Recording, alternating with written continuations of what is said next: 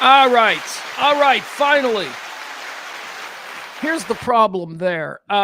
TikTok. I'm trying to start streaming on TikTok. I got a thing from TikTok that said, hey, you can stream live now.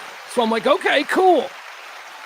So I added it to my little stream package here on the Restream, and it just keeps coming up as TikTok has not approved you yet. And I'm like, bitch, you invited me. You invited me, TikTok. I got a thing from you that said, hey, you can stream live now. So I clicked it and I went through the protocols. And now Restream, they just keep saying to me, TikTok needs to approve you first. And I'm like, so that's what just happened there. For some reason, the show stopped on TikTok. And I'm like, oh, fuck off.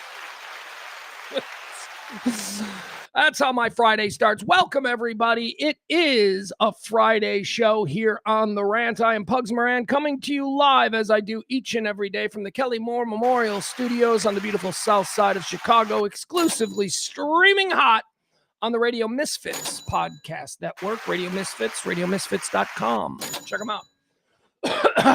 All right. We got a lot of stuff we're going to get into today. We, of course, every day we try to talk about the world as I see it. Now, why is that different than anybody else? Well, one, because it's me and I'm not anybody else. But two, I am not political. I am not you know what? I should change that because I am political. I do pay attention to things and I do have opinions. What I'm not is partisan. Okay? I'm not a Republican. I'm sure as shit not MAGA. I'm not a liberal Democrat. I'm not crazy far left blowing up Tesla deal. I'm just a regular guy like most of us are who have a vested interest in the prosperity of this great nation moving forward, as I have a young son. Many of us do. Playing the partisan game has absolutely destroyed this country because it has allowed people who don't have the time nor the inclination to really follow the difficult, complicated stories that affect us all. It has allowed them to sort of just hit the easy button and go, whatever the party that I'm a fan of says, without ever really considering it. That's nonsense. That's been the easy button. It's been the way this country has been run my entire life. And I just don't play that anymore. Democrats and Republicans are both a part of a group that have been actively manipulating us, the peasant class, for 1,000,000 years. It's not just a uniquely American phenomenon. This is something that go all the way back to the peasant days and the serfs and the nobles and the landowners and the landed gentry, if you will. So I don't see the world as, one party is righteous and the other is evil the way most people do. No, we try to get together here and we just go, you know what? That guy's bullshit. That guy's making sense. And it doesn't matter what they are because we're working class people and all we ultimately care about is the price of ground beef and gas at the gas station. So that's what we do here every day. And please join. Come one, come all. Been doing it every day around about noon since 2021. We're going to get into here. Let me run down some of the things we're going to talk about today. We've got some interesting stuff. First of all, Maddie's going to join us. Maddie hasn't joined us in a while. Maddie from the left. Now, Maddie's got some left things. I love Maddie. Maddie's smart. She's got a great Twitch stream that she does, anti-libfem, anti-AUNTIE, libfem, well, LIBFAM. You can find her there on Twitch. You can also follow her on Twitter or Instagram or any of the other places where she has so effectively branded her new stream. She's going to join us. I don't know what she's going to talk about. She's going to talk about stuff that Maddie's interested in, and I'm going to try and hang and bang with her. So we got that. Good to talk to her. We haven't gotten into it with her in a while. Also, we got big news with Luigi Mangione. We're going to talk about that.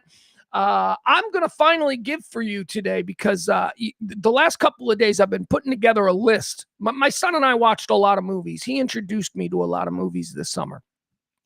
My 17-year-old son spent the summer with me. He just recently went back to Texas. And, he's of a different generation. So his interest in content and entertainment and film and all that stuff is slightly different than mine. So I try to keep my ears open when he says, here's what the kids are into, Dad. So I watched a lot of movies, and I caught up the last couple of days on some movies that I wanted to watch that he absolutely would not have wanted to watch with me. But what I've done is I've created my top 5 films of 2026 so far. So we'll go through that list. It's the weekend. Maybe you're looking for something to watch, and I don't know, maybe you'll take one of my recommendations, but we'll do that as well. Also, we've got a Dick of the Day segment here. We do Dick of the Day every day. That's a segment where I like to just shine a spotlight on somebody out there breathing the same oxygen as us, who's just being a dick, who just needs to be called out for being a dick. Sometimes it's people. Sometimes it's just randos like us. I try not to make it like, anybody like I always say, like, I don't think Trump will ever be Dick of the Day, but who knows? He's like Dick of the Day every day. I try to keep it to interesting stories of people who are just like us, who are just being dicks. They ain't pulling their weight. They're causing more problems than they're worth. Today's the exception. Today we're going to do a product. Today's Dick of the Day is a product. Yeah. You're going to want to stay tuned for that. I don't get it. So we'll do that. What else do we have? Hold on, I'm just running through some stuff. You know what? It doesn't matter. We got a lot of stuff. We got a lot of fun stuff that we're going to talk about today. It's a distraction show. It's Friday. I do want to mention our August Heroes. This show runs on your gratuities, and we are dead. I will say this, though. Yesterday, I showed you the Venmo, which is where we keep what the show is worth. This is what the show is worth on Venmo. Yesterday, I showed you, I think the show was worth yesterday like $50 or something. Well, we're a little bit better now. Hold on. $75. This show is worth $75. Here's the problem. It needed to be worth like $400 or $500 2 weeks ago. So we didn't make that. We're at 75. So if you support this kind of talk radio, the kind of talk radio that you will not hear on any broadcast AM or FM talk station in your market. Why? Not because I can't do it. I've had top numbers in 2 major markets in this country over the course of 2 decades. It's because they don't want this kind of talk. They don't want regular people who are talking about regular people things, because God forbid the regular people be stirred up and led by another regular person. No. It goes against the manipulation practices that we've all been persecuted by for these past, well, in my case, 50 some odd years. All right. So tip the show if you can, please. We've got some heroes that we need to call out, because we got some new heroes as of yesterday, which was great. Because this show cannot exist on Peter alone. Peter is the guy who tips every day. He treats me like a bartender. I love that. That's what I like. You sat at my bar for a couple hours, 2-3 hours every day. We talk a little bit. You hang out. Maybe I helped you pass your day. Maybe not. Whatever. Maybe it's just a habit. Peter, when he leaves the bar at the end of the day, usually drops a little something, and that's great. And it doesn't have to be every day. In fact, it shouldn't be every day. It's getting weird. It's getting awkward with Peter. Not awkward. Just I feel bad because Peter's the only guy out there going, yeah, I like that show today. Here's $10. That show is particularly good. Here's $20. Now, I know not everybody is in that sort of income bracket who can do that kind of thing. And I do wonder if there are any times when lovely Kim, the better half of Peter, is sitting there going, Peter, what the hell? But I do thank Peter for his diligent support of this show. Leslie C. was first in. Peter is constant. Big Al. Love to see Big Al. But more importantly, yesterday, saw Big Luke. Big Luke's an old friend. Big Luke dropped the tip. Big Luke's not here every day. Big Luke, maybe he is. I don't know. But he's not in the chat room every day. I saw him in the chat room yesterday. He dropped something amazing. Thank you, Big Luke.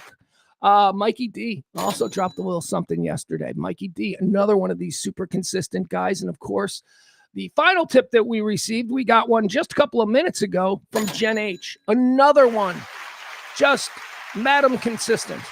Thank you so much, you guys. I appreciate it. If you want to drop a little something and get your name added to the scroll of honor, which I don't have scrolling, you can do that today, please. Like I said, the show is like really... We need like $400. We got 75. So help us out to any extent that you can. We'd appreciate it. We look forward to doing more shows for you. Okay, there you have it. Let's see. How do we like to get things? Oh, chat room. I forgot. I got to welcome the wonderful people of the chat room. Every day they line up. Warms my heart. When I program, after I program the show, I take a quick peek in the chat room and I see who's there and who's been waiting. We do it like the Formula One races. We give a podium. We reward the first, the second, and the third person in the chat room every day. These are the ones who are waiting. Jen S. Jen S coming in at number 1. Look at our girl go.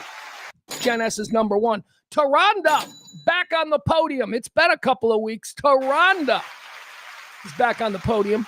She's in second. And my boy KB. My boy KB comes in at third.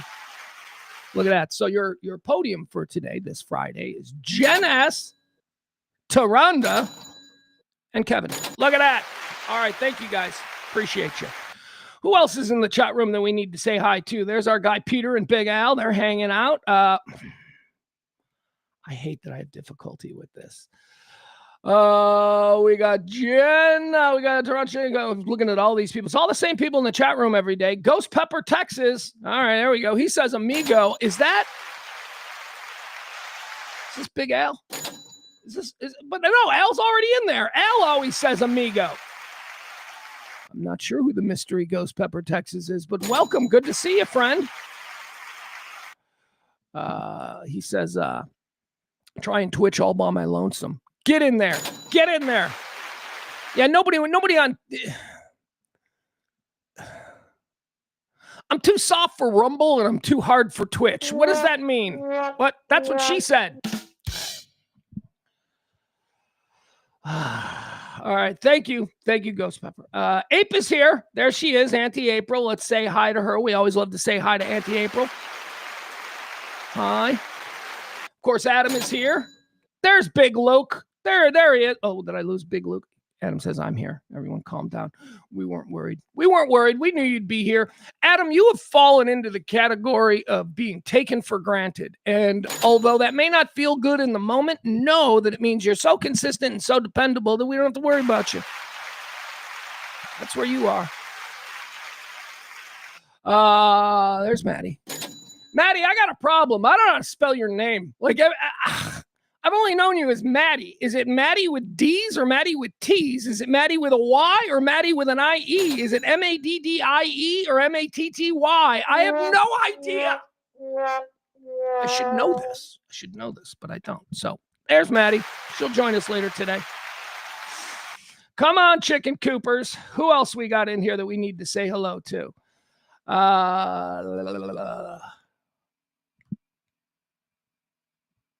Oh, Jen S and Jen H are the same person. Well, that's kind of depressing. I thought I had two. Well, you know what? I am happy for the Jen S, Jen H combo. Look at that. Thank you so much. Appreciate that. Dobler's here. What's he saying? He's saying, Guten Tag, y'all. That's German. Is this guy in Germany? Have we gone international? Welcome, Dobler. Thank you, Maddie. Thank you. I so appreciate this because you have no idea. Every time I try and type your name, I get hung up on, Jesus. Is this Maddie like Madison or is this, I don't know. So thank you. So there we go. Don't have to worry about that anymore. Adam says, my daughter is Maddie. See, there's another one. M-A-D-I. There's an, I don't know. M-A, can I just say that if your daughter's name is Madison, that's her given name, Adam. You're doing it right. You're doing it right. That's the nick for Madison. Maddie, M-A-D-I. You try to make it as close as you possibly can to the formal name. And then you get these people with like crazy spellings. I used to play that game with my kid when he was little. My kid was not very little, but like 6, 7, 8 years old. I would give him a name and I would say, what's the nickname? Don't need that. And there's some hard ones too. Like I would say, okay, Charles, what's the nickname for Charles? And he'd be like, I don't know. And I'd be like, it's Chuck. And he'd be like, that doesn't make any sense. And I go, I know. Jim for James doesn't really make a lot of sense either. J-I-M from J-A-M-E-S. I don't know. Anyway, there's a lot of them that don't really make sense. I don't know why I said. Oh, it's Madeline. Okay, Adam says his daughter's name is Madeline, and he calls her Maddie. That's still fine. I think Madi, short for Madeline, Madeli. I think that's fine. I think you're still fine. Not a nooch. You're good. Kevin says my daughter is Madison. Maddie is Kevin's doing it right too. Look, I'm gonna go ahead on record right now and say that both Kevin and Adam are doing it right for their various child names. My kid's easy. It's Mason. He goes by Mace. Everybody calls him Mace. Hey, Mace. And I think that's kind of cool. Right? I don't know that I thought about that before we named him Mason. Like I don't know that I really went.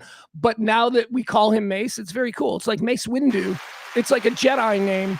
It's like he's got a Jedi name. Like if we wanted to, he could just go around saying, yeah, my parents were Star Wars freaks. My name is Mace Windu. Anyway.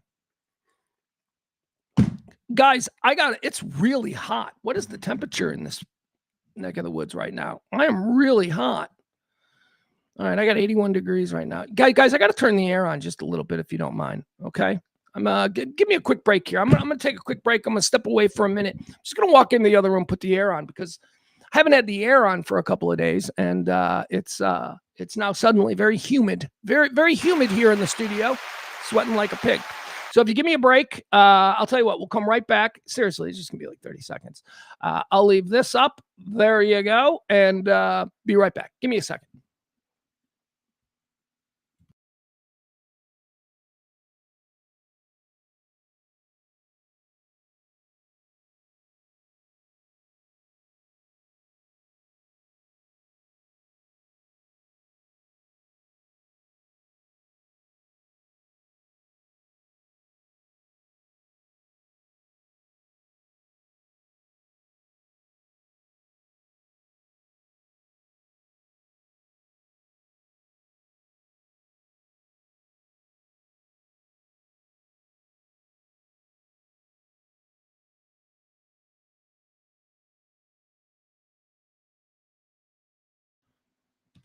All right, we're back.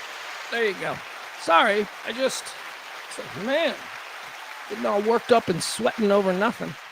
All right, let's get started with the show today. Let's see, what's the first thing that we like to do around these parts? Usually we start with a little bit of small talk, but through listening to the show back, which I do, I hate listen back. I am one of the 100 people every day that hits the YouTube.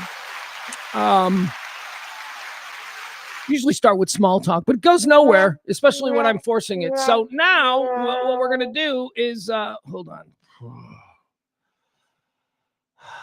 We're going to start each and every show when I don't have something relevant to say as far as small talk goes. We're going to start it with this, a new segment. We call it Today's Top Headlines. Completely fueled by AI. All I got to do is say, hey, AI, give me the 10 top headlines. And then I just got to read those stories. And here we go. All right, top headlines today. Let me see what we got.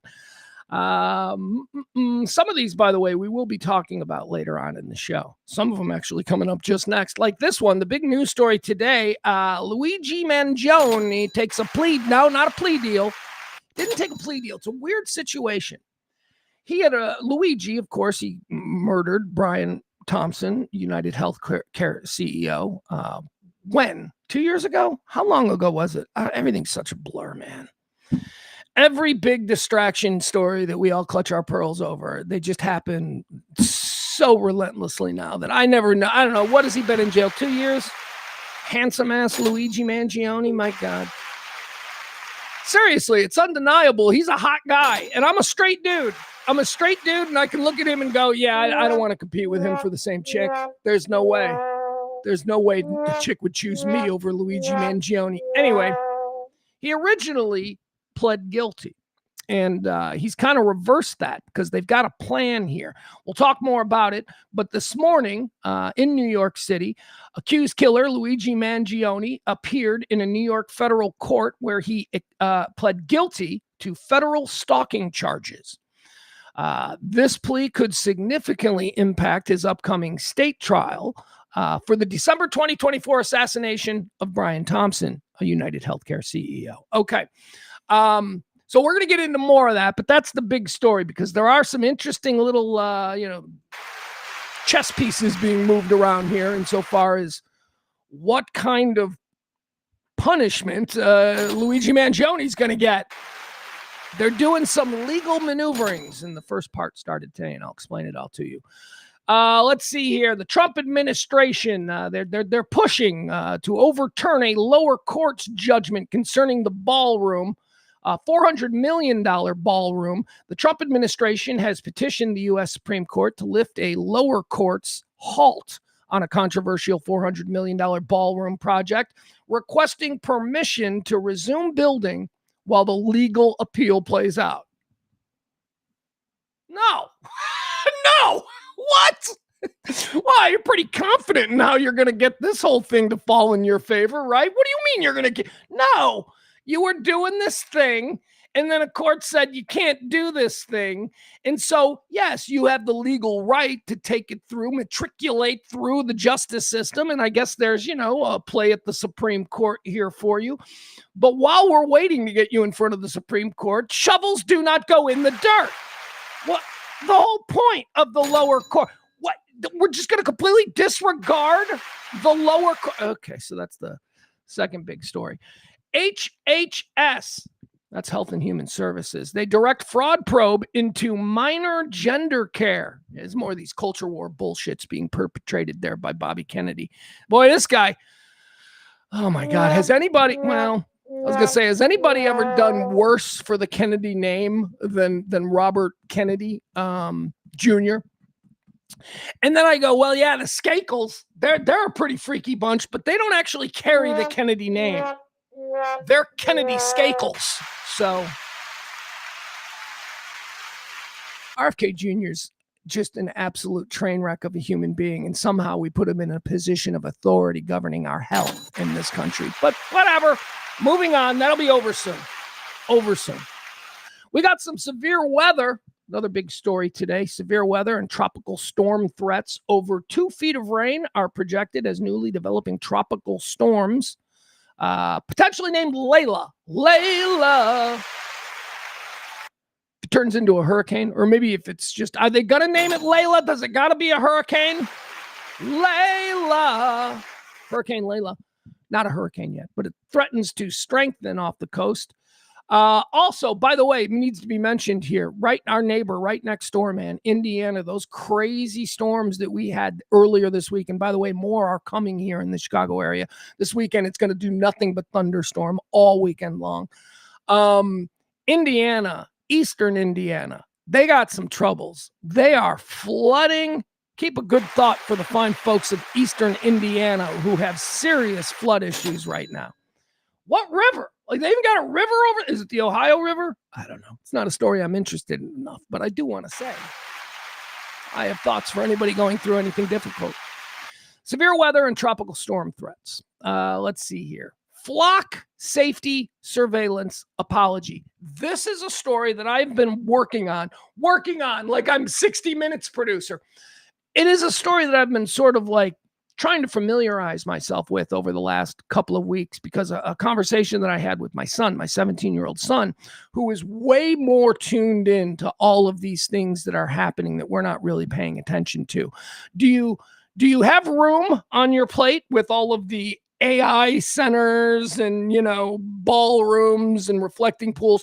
Do you have room on your plate to talk about the flock cameras that are now everywhere in this country? If you're familiar, even in the slightest, with George Orwell, you might call this very Orwellian. And we're going to talk about flock cameras, possibly on Monday, because there's been a couple of situations here in the Chicago area that has had me go, Flock cameras. Flock is a company that puts surveillance cameras everywhere.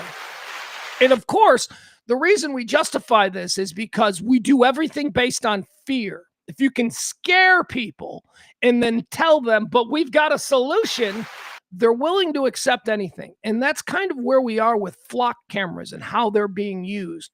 This headline comes to us today: Flock safety surveillance apology. The CEO of surveillance company Flock issued a public apology following instances of data misuse by law enforcement, prompting a system-wide policy shift that drastically cuts automatic data retention from 30 days down to 7.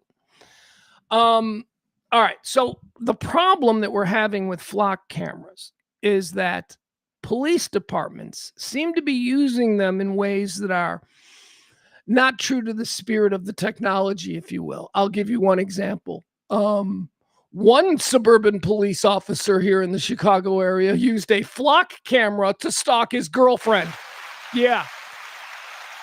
And that's just like one of the least examples of the kind of bullshit that's happening with these flock cameras and the information that they provide to a bunch of $40,000 security guards. I mean, seriously, you are giving this power of ultimate surveillance over citizens of the United States, and you're handing it to some guy in your suburb who sits there in a parking lot and writes tickets for... Look, it's a powerful tool, and it's being used improperly. We're going to talk about that at some point. So anyway, the CEO of Flock is apologizing for the bad behavior of the cops. We're sorry. And also there's this story, which I don't understand. I got to be honest. I don't understand this story at all, but it's another big one today. Daylight savings time. Are we getting ready to fall back? Spring ahead, fall back. That's all I know. That's all I know about it.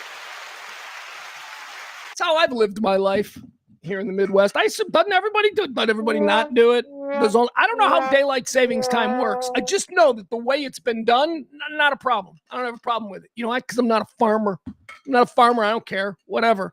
It's an hour. It's an hour difference. I'm doing it my whole life. Anyway, people are very upset about it. Why are people very upset and passionate about the daylight savings time issue? Well, because ultimately, with the exception of gas prices and ground beef, we're a pretty happy and safe and comfortable people. And these are the kinds of things that people who just want something to complain about. Daylight savings time. Are you insane? A legislative push. Again, I'm not taking a side either way on daylight savings time. I'm just saying this is not something we need to be passionate about. A legislative push renewed by President Trump to make daylight savings time permanent nationwide has hit a major standstill in the Senate. This is due to heavy pushback from regional lawmakers. So he wants to, I guess when we say make daylight savings time permanent, what we're talking about is stopping fallback, spring ahead. We turn the clocks back and all. That's what is meant. I understand. Hold on. I got to go back. Did we get knocked off? Oh, I thought we got knocked off. All right, so here, let me just read you this. I pulled this up. Making daylight savings time permanent nationwide, which is what Trump wants to do, has strong momentum after the U.S. House passed the Sunshine Protection Act. Guys, vote for it. You like sunshine, right? We've got to protect it. I hate the way these bills are. They're all so... Every one of these things are titled, named, branded in a way so that when they go on the stupid people talk shows, they can say something that's going to resonate with someone who doesn't understand. Average dude watching, your Sunday morning shows, ABC's Face the Nation or whatever. Is that even a thing? I don't even know what's a thing anymore.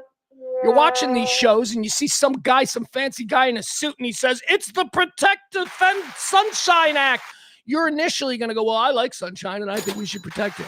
I hate that. The Sunshine Protection Act passed in Congress 308 to 117, and President Trump urged the Senate to pass it. Supporters of the Protect Sunshine Act, whatever, supporters argue that eliminating the biannual clock change will reduce health risks. It's going to save money and boost economic activity. We can work harder longer. That's why they want it. Why are you sleeping in that extra hour in November? Why are you doing that? You should be out working, digging ditches, peasant. Supporters argue that eliminating the biannual clock change will reduce health risks, save money, and boost economic activity. However, sleep experts and critics strongly oppose year-round daylight savings time, warning that it will cause severe sleep disruption and create hazardous pitch-black winter mornings. The primary pros and cons of making daylight savings time include, all right, let's go through some of the pros. Here are the pros. Here are the people who want to make daylight savings time, period. And it's all old people complaints, man. Look at this. The number one reason that they want to stop turning the clocks back or jumping them forward is no more clock disruptions. Eliminate the twice-yearly ritual of resetting clocks, which heavily disrupts public sleep schedules, causes widespread frustration, and costs the economy money. Oh, stop yourself. This is an old people complaint. Young people don't have to turn their clocks back because young people have technology that does it automatically. The only people who are irritated by having to turn the clocks back are people with a fucking stove that's 40 years old. Those are the people who are upset by this. Stop it. Could you imagine if you had to change the clock on your phone? Like, imagine if, like, on your phone, you were like, oh, God, I got to go into the settings. Yeah, that wouldn't work. All right. So the pro for daylight savings time is just simply old fucks like Trump going, the microwave is blinking.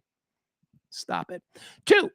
Second pro for making daylight savings time permanent. Economic and business boost. It keeps evening sun out longer year-round, encouraging people to participate in outdoor recreation, go shopping, dine out at local restaurants, and attend to other sports games and after-school activities. All right, whatever. I grew up in the Midwest, man. By October, it's dark by like 5. It didn't really stop anything. We still had, fall sports. All of our football fields had lights, so it wasn't really a problem. But again, people can work longer. Reduce afternoon vehicle accidents, it says. Another pro to getting rid of daylight or permanent daylight savings time is a reduction in afternoon vehicle accidents. It says it offers better visibility for drivers. Okay, this isn't a real none of these are tangible, important reasons why we need to change this. These are all old people problems. I can't see at dusk. My microwave is blinking. Can you help me reset the VCR? Grandma, why do you still have a VCR? They don't even make tapes anymore.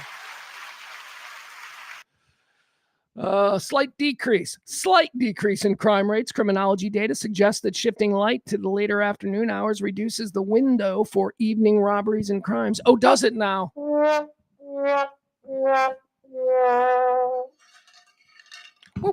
do you live? Where do you live? And I want you to be reasonable here. Where do you live that somebody robbing your house at 6 p.m. in the evening is a real legitimate concern for you? Where do you fucking live? That's not real. But, you got to make everybody, even in the nicest suburbs, you got to make everybody think that the world is filled with, extras from the Purge movies, and they're all coming for you. Be scared. We need to make daylight savings time permanent because of all of those dinner time robberies that we're finding in the suburbs. Yeah, they happen. No, they don't. And then, of course, it says another pro for permanent daylight savings time is less seasonal depression. Extended afternoon sunshine can improve late day mood and combat the winter blues associated with sunsets occurring as early as 4:30 p.m. Yeah, Midwest. Starts to get darker on 4:45. I'm fine with that. Let's go. That's how I know Christmas is coming. When it's 5 o'clock and it's dark, you're not too far from Christmas. All right, so those are the pros. Let's go through some of the cons. Here are the cons of permitting permanent daylight savings time. So these are the people who just want to leave it alone. Just leave it alone. What's the problem? All right, here's what they say. They say that if we make daylight savings time permanent, we're going to disrupt circadian rhythms. right? So both sides are saying it's a sleep issue, which leads me to believe it's not a sleep issue at all. If both sides are saying, oh, it's got to be. So, the Academy of Sleep Medicine strongly opposes year-round daylight savings time. They argue human biology is optimized for standard time, and year-round DST permanently misaligns our body clocks with the sun, leading to chronic sleep deprivation. Oh, does it now? I don't believe that either. You're a human being. When your body gets tired, you go to sleep. If you have problems sleeping, it's because of mental issues. It's because of other things. Or maybe you got chronic pain. I don't know. But mostly when you can't sleep, it's because you got a lot on your mind, because your mind is racing, because, whatever. Anyway, it's nothing to do with turning the clocks back. There's also dangerous dark winter mornings. Yeah, this is cons of permanent daylight savings time. In northern and western parts of time zones, the sun would not rise until nearly 8 a.m. or even 9 a.m. in December and January.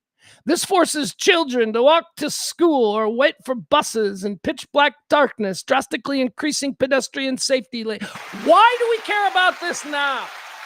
Let me tell you something. In high school, I had a little thing called 0 hour.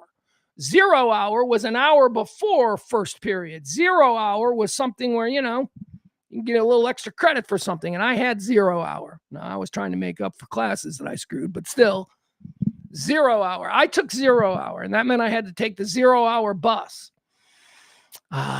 0 hour bus in January in 1986, man. Let me tell you something. I stood in sub-zero conditions in pitch blackness at a bus stop and went to school, and I'm fine. Why are we coddling? Oh, you can't have kids standing outside. Shut up. Oh, God. So soft. That's not a real problem. Nobody gave a shit about me at 16 years old when I was standing on a dark corner at 6:30, 7 in the morning.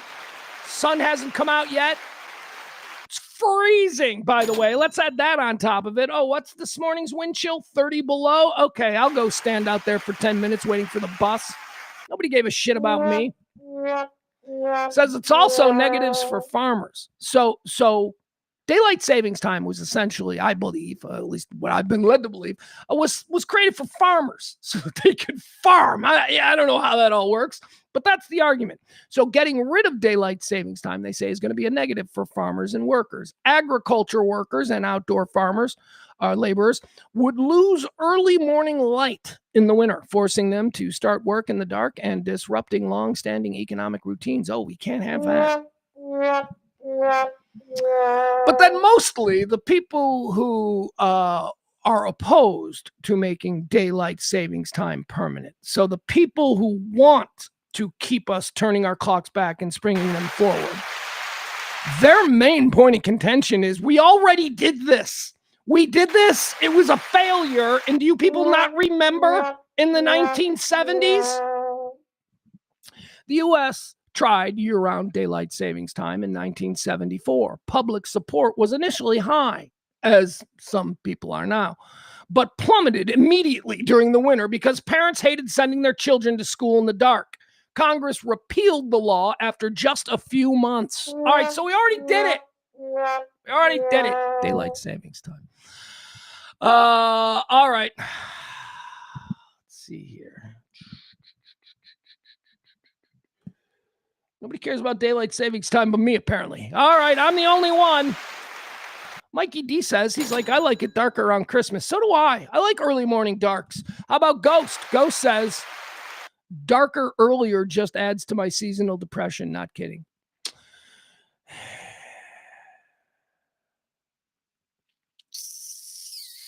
As somebody who has been diagnosed with legit depression, I have to say, I've never really understood seasonal depression. What a luxury that must be for you to be able to prepare to know that, oh, the season's changing. I'm going to have the blues now. Now, I'm not calling bullshit on you, Ghost Pepper. I'm not. Just saying, seasonal depression, that's just, I want to say that's self-brought upon. Seasonal depression. I get depressed every Christmas. I've been depressed every Christmas for the last 15 years. Every Christmas for the last 15 years for me has been just incredibly sad. But that's just because, I can't do Christmas the way I want to do Christmas. And so I get depressed, but I am depressed anyway. So I don't know that I call it seasonal. Oh, it's Al. I thought I knew it was Al. I knew it was Al. I knew Ghost Pepper was Al. Let's see. Maddie. Oh, and by the way, now I'm screwed up. Maddie explained earlier the spelling of her name, and now I don't know. Now I don't know. She said, what is it, Maddie? Hold on. I got to go back. Seriously, I don't know. It didn't stick. Hold on.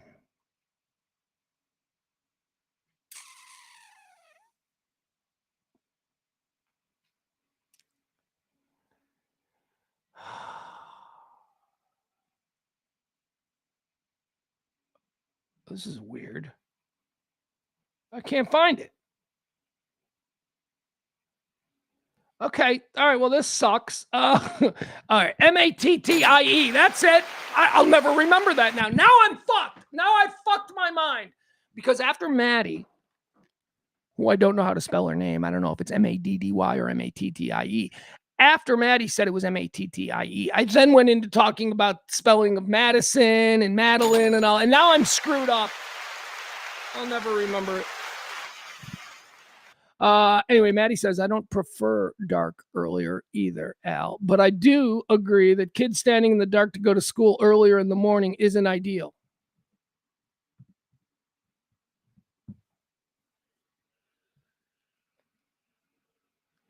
Okay. Yeah, it's not ideal.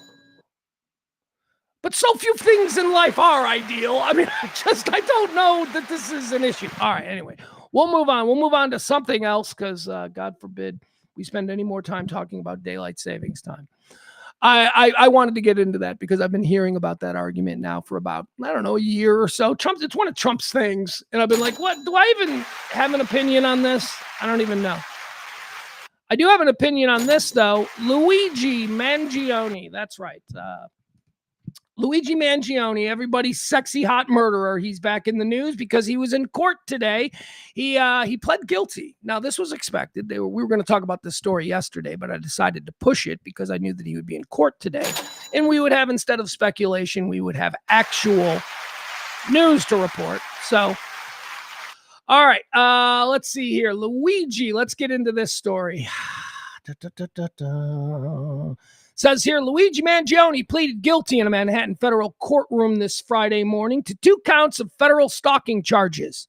Well, that seems light, right?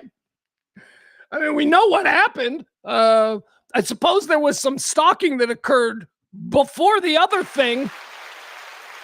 There was stalking, and then there was the thing that happened after he concluded the stalking portion of his mission. And that was the murder, which in Manhattan federal court Friday morning, Luigi Mangione pled guilty to 2 counts of federal stalking charges. The surprise development occurred during a hastily scheduled 10 a.m. Eastern time or 10 a.m. Central Time hearing before U.S. District Judge Margaret Garnett.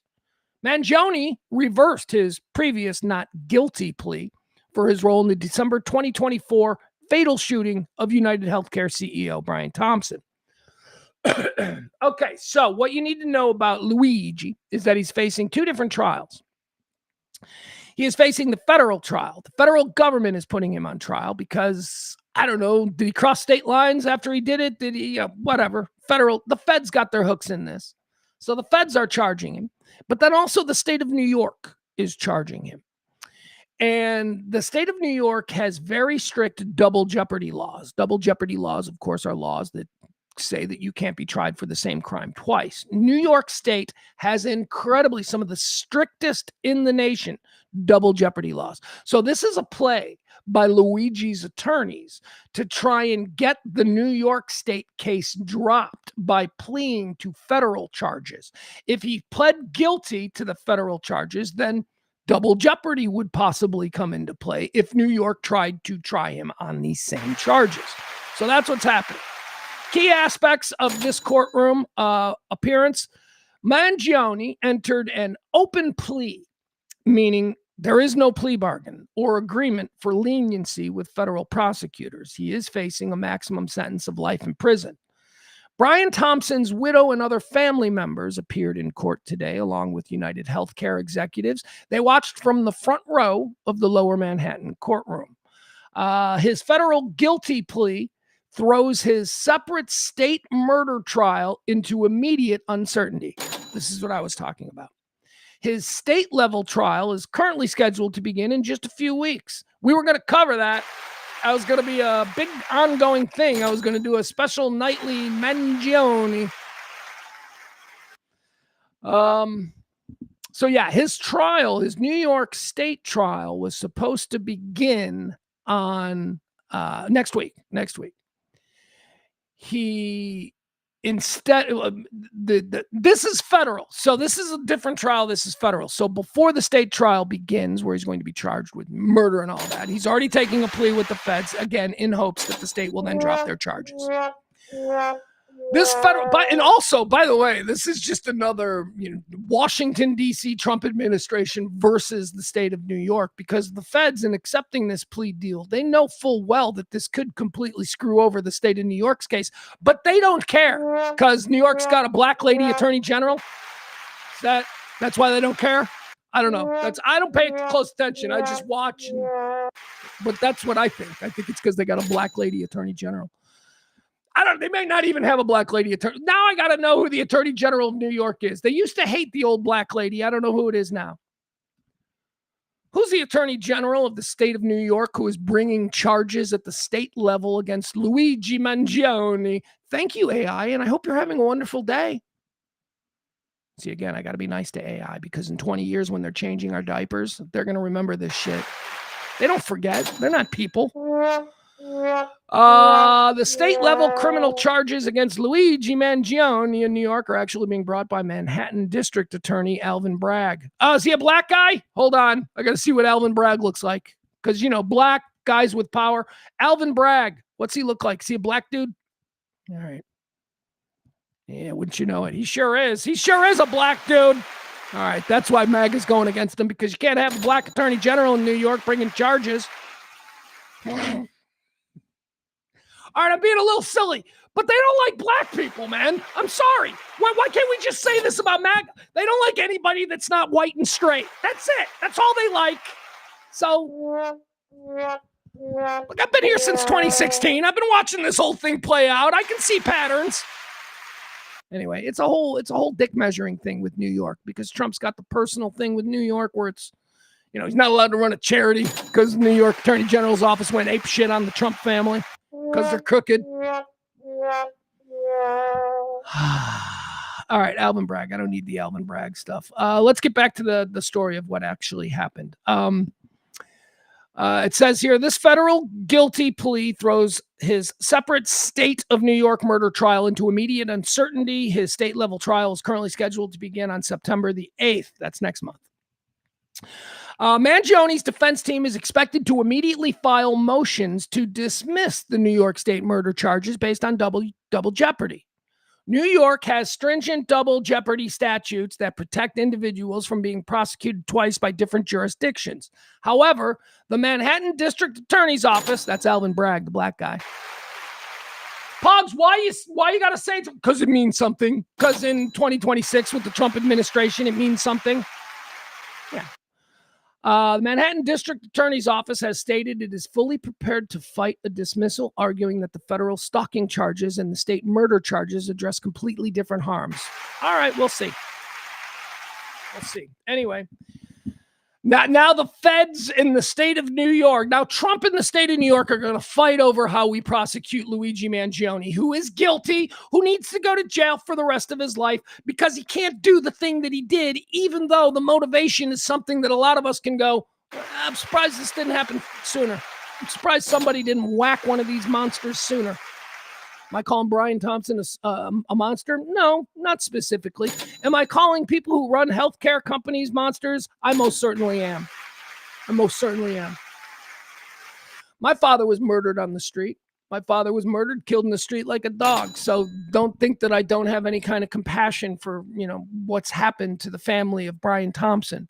But it does remain that we live in very, very contentious times when it comes to the way that healthcare is provided to the citizens of this great country. And, when you strip away the personal, like when it stops being Brian Thompson, father of 3 from Minnesota, and it starts beginning the guy who told your grandma she would have to die alone, it becomes easier to see them as somebody who is deserving of this kind of treatment, which isn't true. I mean, nobody deserves. Again, my father was murdered in the street. Nobody deserves this. But we're talking about the way people process this information. There are a lot of people out there who would like to see numerous members of the healthcare world be assassinated in the streets. Those people are not good people, because that's not how we do things here. But that's why Luigi Mangione is so complicated. Also, he's hot. He's hot, which we're all stupid. Humans are, we so... Never underestimate. No, always underestimate. Never overestimate your fellow human in 2026. We're all going to let each other down. I promise you that. Anyway, Mangione, he needs to spend the rest of his life in jail. I'm sorry. I don't know what else to say. If you think, by the way, also all of this wrangling and maneuvering between the feds and the state, none of this is going to stop the fact that he's going to jail forever, okay? There is no, if you're a Mangione freak, by the way, you're a weirdo too. Have you seen these people gathered outside I watched some video yesterday of the people gathered, not yesterday, this morning. He has fans like this guy has. He ought to do a podcast from prison, man. Here's the other thing I noticed about his fans. A disturbing number of absolutely doable women. Absolutely doable women. I'm like looking at these girls who are there. Yo, Luigi. And I'm like, that girl should have a boyfriend. That girl's cute. Why are these girls doing this? Because he's hot and we're all morons. As I said, never overestimate. Never. We're always just going to disappoint. So we'll have to see how this plays out. All right. We'll have to see what the Manhattan District Attorney's Office, led by Alvin Bragg, black guy who Trump probably hates. We got to figure out what he's going to do now, because again, this puts the state case in jeopardy. But we move forward with the feds. We move forward. He pled guilty to stalking, though. That's the thing that I want to stalk. Is that it? That's all the feds are bringing? He stalked? Yeah, he murdered a guy. It just seems like those are not. How does okay? So he's pleading guilty to 2 counts of stalking. How's he pleading to the murder of Brian Thompson? All right. Let's see here. So that's the big story that happened today. Although it wasn't even that big of a story, because like I said, we knew as of yesterday when this started to go around that he was going to make this deal and it was going to put the New York State case in jeopardy. Speaking of New York, let's talk about Mangione. I don't get into the whole political nonsense and all that stuff. You know me, I don't like that bullshit. I don't like anything that divides us unnecessarily. And I think that many of us don't really, myself included, don't really understand the intricate nuances of all of these things that we are dropping anchor and being passionate about. I support this. We don't know what the fuck we support. We're just joining teams, right? So Mangione is a guy who's been on the rise. And if you're from, anywhere else outside of New York, you've heard that he's a monster and he's a communist and this is, so anti-American and he's a traitor and let's put him in jail. Let's murder him in Times Square. Execute him. Bring back the gallows. That's what your typical Fox News viewer believes about. Is it Zorhan or Yorhan? Zorhan, right? Zorhan Mangione. He's one of these democratic socialists of America. These big scary guys that just want to help poor people. Oh, that's scary. Oh, my God. New polls came out.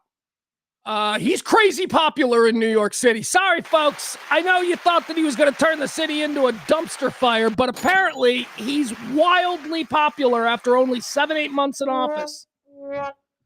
And it's not like, well, he came in popular. No, he didn't. His numbers have gone up since March. He was underwater the first 3 months in New York, and he is skyrocketing with popularity in the city of New York. Zoran Mandami, the communist. He's not a communist.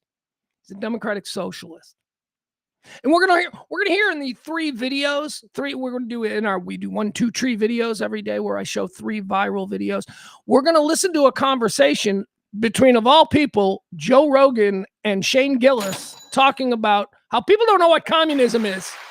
People do not know what communism is if they think that what's happening in New York is communism. So we'll listen to that later. Zoran Mandami is not a communist. What he is a democratic socialist, which adheres to many of the socialist ideologies that we see in some of the happiest places on the planet. I'm looking at you, Nordic states. I'm looking at you, Norway, and yeah. So that's essentially what it is. It's not communism. Have you ever seen how people in Sweden live? It's fucking amazing. First of all, they're all gorgeous. Everybody is. We're too ugly. That's it. We're too ugly to have any kind of socialism in this country. We are an ugly people. Anyway, Mandami's very popular. Here's the story that came out today. He has, let's see here. Well, let me show you this. All right, so this is the kind of shit he's doing. See, you know what he's doing? He's not giving major tax breaks to Amazon so that they can wipe out 15 blocks in Brooklyn and build some giant distribution center. Although he's probably not opposed to that on some lesser level, less intrusive. What he's doing is shit that actually helps the day-to-day life of people in New York City. One of his most popular, and this is pretty scary when you think about some of the early accomplishments of Adolf Hitler, he's making the buses run on time. This is the number one thing that people in New York are saying about Mandami. The buses have never been better. They're on time. There's always another one coming. Potholes. Have you heard about the pothole problem? Life in New York City, there are a lot of things that bother people on a day-to-day basis. I've got a number of friends who live there, and whenever they come to Chicago, they always marvel about the lack of potholes. How come you don't have potholes everywhere? It's like, because we fill them, because there's a way to fill potholes. So New York has a pothole problem. Mandami, he started this program where if you in New York, like, okay, so you live on a street in New York and there's a giant screwed up pothole in the middle of your street and everybody's been sick about it. They've been complaining about it for a year, maybe even more. He started a hotline where you call in, you send a picture, you take a picture with your phone of the pothole, where it is, and that pothole gets filled within 24 hours. He's been doing this now for a couple of months. It's wildly successful. People are like, holy shit, the potholes are getting filled. The buses are running on time. Yeah, this is your awful, terrible communist. And I know if you live in North Texas or Nebraska, you're sitting here going, we can't have that in America. We can't have people being satisfied with their local government. He's also doing shit like this. Watch this. This is something that was going around yesterday. This is another thing that just it speaks to, like, you know, the vibe of this guy. Look at this. Here. Broadway tickets for New York City high school students. Broadway tickets is a new program that he's putting up there. Now, why is this? You might roll your eyes and you might think this is stupid. It's not stupid. It isn't stupid. Do you know how many people who live in New York City, who grow up in New York City, who spend their whole lives in New York City, who have never been to Broadway? Broadway is one of, like, the things about being a New Yorker, that you have access to this. Broadway is almost entirely occupied by people from the wealthy suburbs or out-of-town tourists. Actual kids who are maybe interested in theater and want to explore some of the things that make their city of New York so great, they never get to go, ever, because Broadway tickets are ridiculously expensive and it is specifically designed for wealthy people. So here's a new thing from Mayor Mandami that's pretty cool. Pretty cool if you ask me. New York, I wanted to film this video in front of a real red curtain, but all we had is the green screen. Why? Because I'm not on Broadway. I'm in the storage room of an office building on Murray Street and Broadway. But that's okay, because the magic of live theater could never be captured on video anyway. It's something that must be experienced in person, and something that every New Yorker should be able to afford. That's why we're giving away more than 2,000 free Broadway tickets to high school students across the 5 boroughs. And I have a few friends with me, right here in this room, to help explain how it works. If you are a high school student in New York City, pay attention. The mayor's office is partnering with TDF to give away over 2,000 free Broadway tickets through a lottery that only you high schoolers can get in on. The lottery is completely free to enter. Plus, you automatically get 2 months of discounted tickets To some of the best Broadway shows ever. The lottery opens at 10 a.m. on August 13th at on.nyc.gov/Broadway and ends on August 17th at 10 a.m. This isn't a green screen, kids. This is live. All right, we don't need any more of that. There you go. You get the idea. Now, is this something that is going to, change New York? No. What these are, all of these things that I've just told you, why he is so popular, and we'll go through the numbers. We'll show you where the numbers in the monthly polls have tracked up. Why he's so popular is because unlike every other politician that we vote for, whether they're red or blue or pretending to be something else, unlike every other politician, they are all about the economy and profits and luring business into our, and making more money for the people who make the money. That's what it's all about everywhere. This freaking guy seems to be zeroed in on quality of life issues for people who live in New York. You think he gives a shit about what the people in the wealthy suburbs like Long Island think about him? No, they can't vote for him. He is making the people of New York happy. Potholes, buses, and free tickets for kids. I mean, that's a silly one, but that's the most recent one. As of August 2026, Siena Research Institute poll shows that Mandami is holding a 75% favorability rating among New York City voters. This is a sharp climb up from a late June Siena poll that put his approval at around 52%. In what he has done apparently over this summer in New York City has his approval ratings among New York City voters. This is very specific. This isn't people in Newark. This isn't people in Yonkers or upstate New York or in the suburbs, Long Island or Connecticut. No, these are New York City voters. His favorability is up 52% to 75% in a month. In a month. Because of buses, because of potholes, and a number of other things. During his first 100 days, Mandami's polls showed a large portion of undecided voters, 23%, with initial approval numbers lower than his predecessors. During his first 100 days, polls showed a large portion of undecided voters, 23%. With initial approval numbers lower than his predecessors. All right, so in the beginning, his first polling was lower than his predecessors there at the mayor's office in New York. They were lower than both Eric Adams and Bill de Blasio, okay? However, voters strongly credit him early on as hardworking, 75%. 75% of New York City voters said that, well, he's hardworking. We don't say that about politicians. What politicians out there do we go, well, you know what? I may not agree with his policies, but I'll tell you what, this guy is not a fool. He is hardworking. 75% of people, registered voters in New York, described him as hardworking.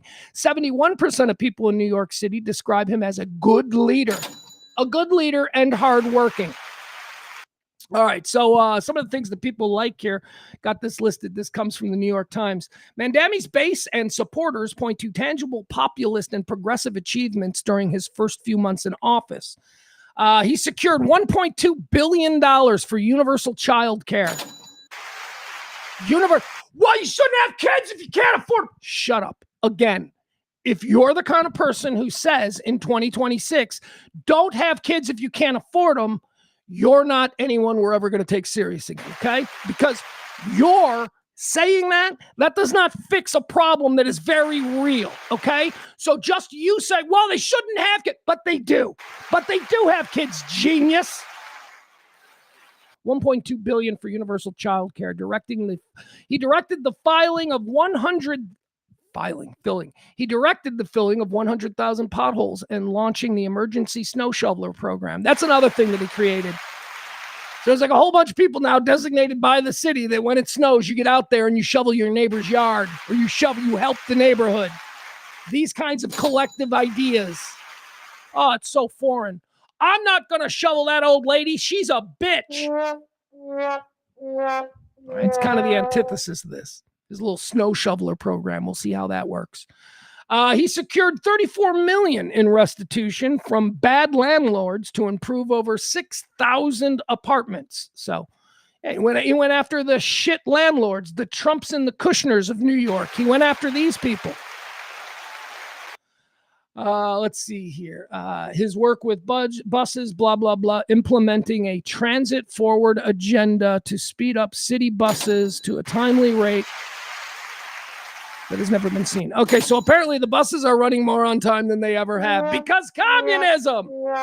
And you say that that's not an important thing. The important thing is, why didn't Jeff Bezos build that giant Amazon distribution center? If you think that's the important thing and not some dude standing in the cold waiting for a bus that's 20 minutes late. Quality of life, okay? This is what politicians need to start focusing on. The quality of life of us. Gas prices, childcare, healthcare, that kind of shit, all right? Once you get all of those T's crossed and I's dotted, you can then go back to try and, steal in whatever table scraps you can for your rich 1%er buddies. But I'm telling you, as a population, we have to come together and we have to start embracing these ideas that are not about making money for people we don't know, but about making life easier and better for us every single freaking day. It does have some critics, though. Let's listen to what some of the critics are saying. What some of the things that they hate about this guy. All right, here you go. Mandami has drawn intense scrutiny, particularly from conservatives. Oh, you don't say. And pro-Israeli organizations for several high-profile issues. The big thing that they've got a problem with just happened a couple of weeks ago. Do you remember the Netanyahu arrest thing? Where Mandami, the mayor of New York, said that if Benjamin Netanyahu sets one foot in New York City, we're going to arrest him on the, war crime charges that he is facing. He's not allowed to move around the country. This is, the world court there in The Hague. They've got all kinds of shit on Netanyahu. And what's supposed to happen is he's not supposed to go anywhere. He's not supposed to be allowed to travel anywhere for fear of being arrested by that nation's, police and handed over to The Hague. But again, it's just a piece of paper. Remember, I always say that everything is a construct. The Hague is just a construct. Well, he can't. Putin's also a guy who can't travel anywhere. And yet he travels all over the place. Putin goes everywhere. Nobody ever arrests him. Because the world court is a construct, just like everything else is. It's all just a joke. It's all just, no, that's a law. You can't do that. It's a law. Okay. Well, what if I break the law and then nobody does anything about it? Well, that's not how it works. Yeah, unfortunately, it is how it works. Everything is a construct, and we're all just following along. And some of the things that we've been following along blindly now for years and years, it's time to wake up and go, this is nonsense. Arrest Netanyahu. He should be arrested. The man is a war criminal. So anyway, Mandami wanted to arrest him, and then he found out that apparently he can't. Apparently he didn't have the stroke as mayor of New York City to actually arrest Benjamin Netanyahu. It says here, Mandami faced bipartisan criticism after trying to coordinate the arrest of Israeli Prime Minister Benjamin Netanyahu in New York City, based on the ICC warrant. That's the International Criminal Courts. He's a war criminal. Let's see. Before eventually admitting the city lacked the legal authority to do so. Critics from groups like the Simon Wiesenthal Center slammed this as a baseless stunt and a misuse of his office. I don't know. I would have thought it would have been pretty baller if he'd have done it. That'd have been awesome. He also hates AIPAC. This is a thing that is also being criticism. I don't see having real questions about AIPAC, AIPAC. That's the Israeli PAC where we just thoughtlessly and blindly just do whatever they want because Israel.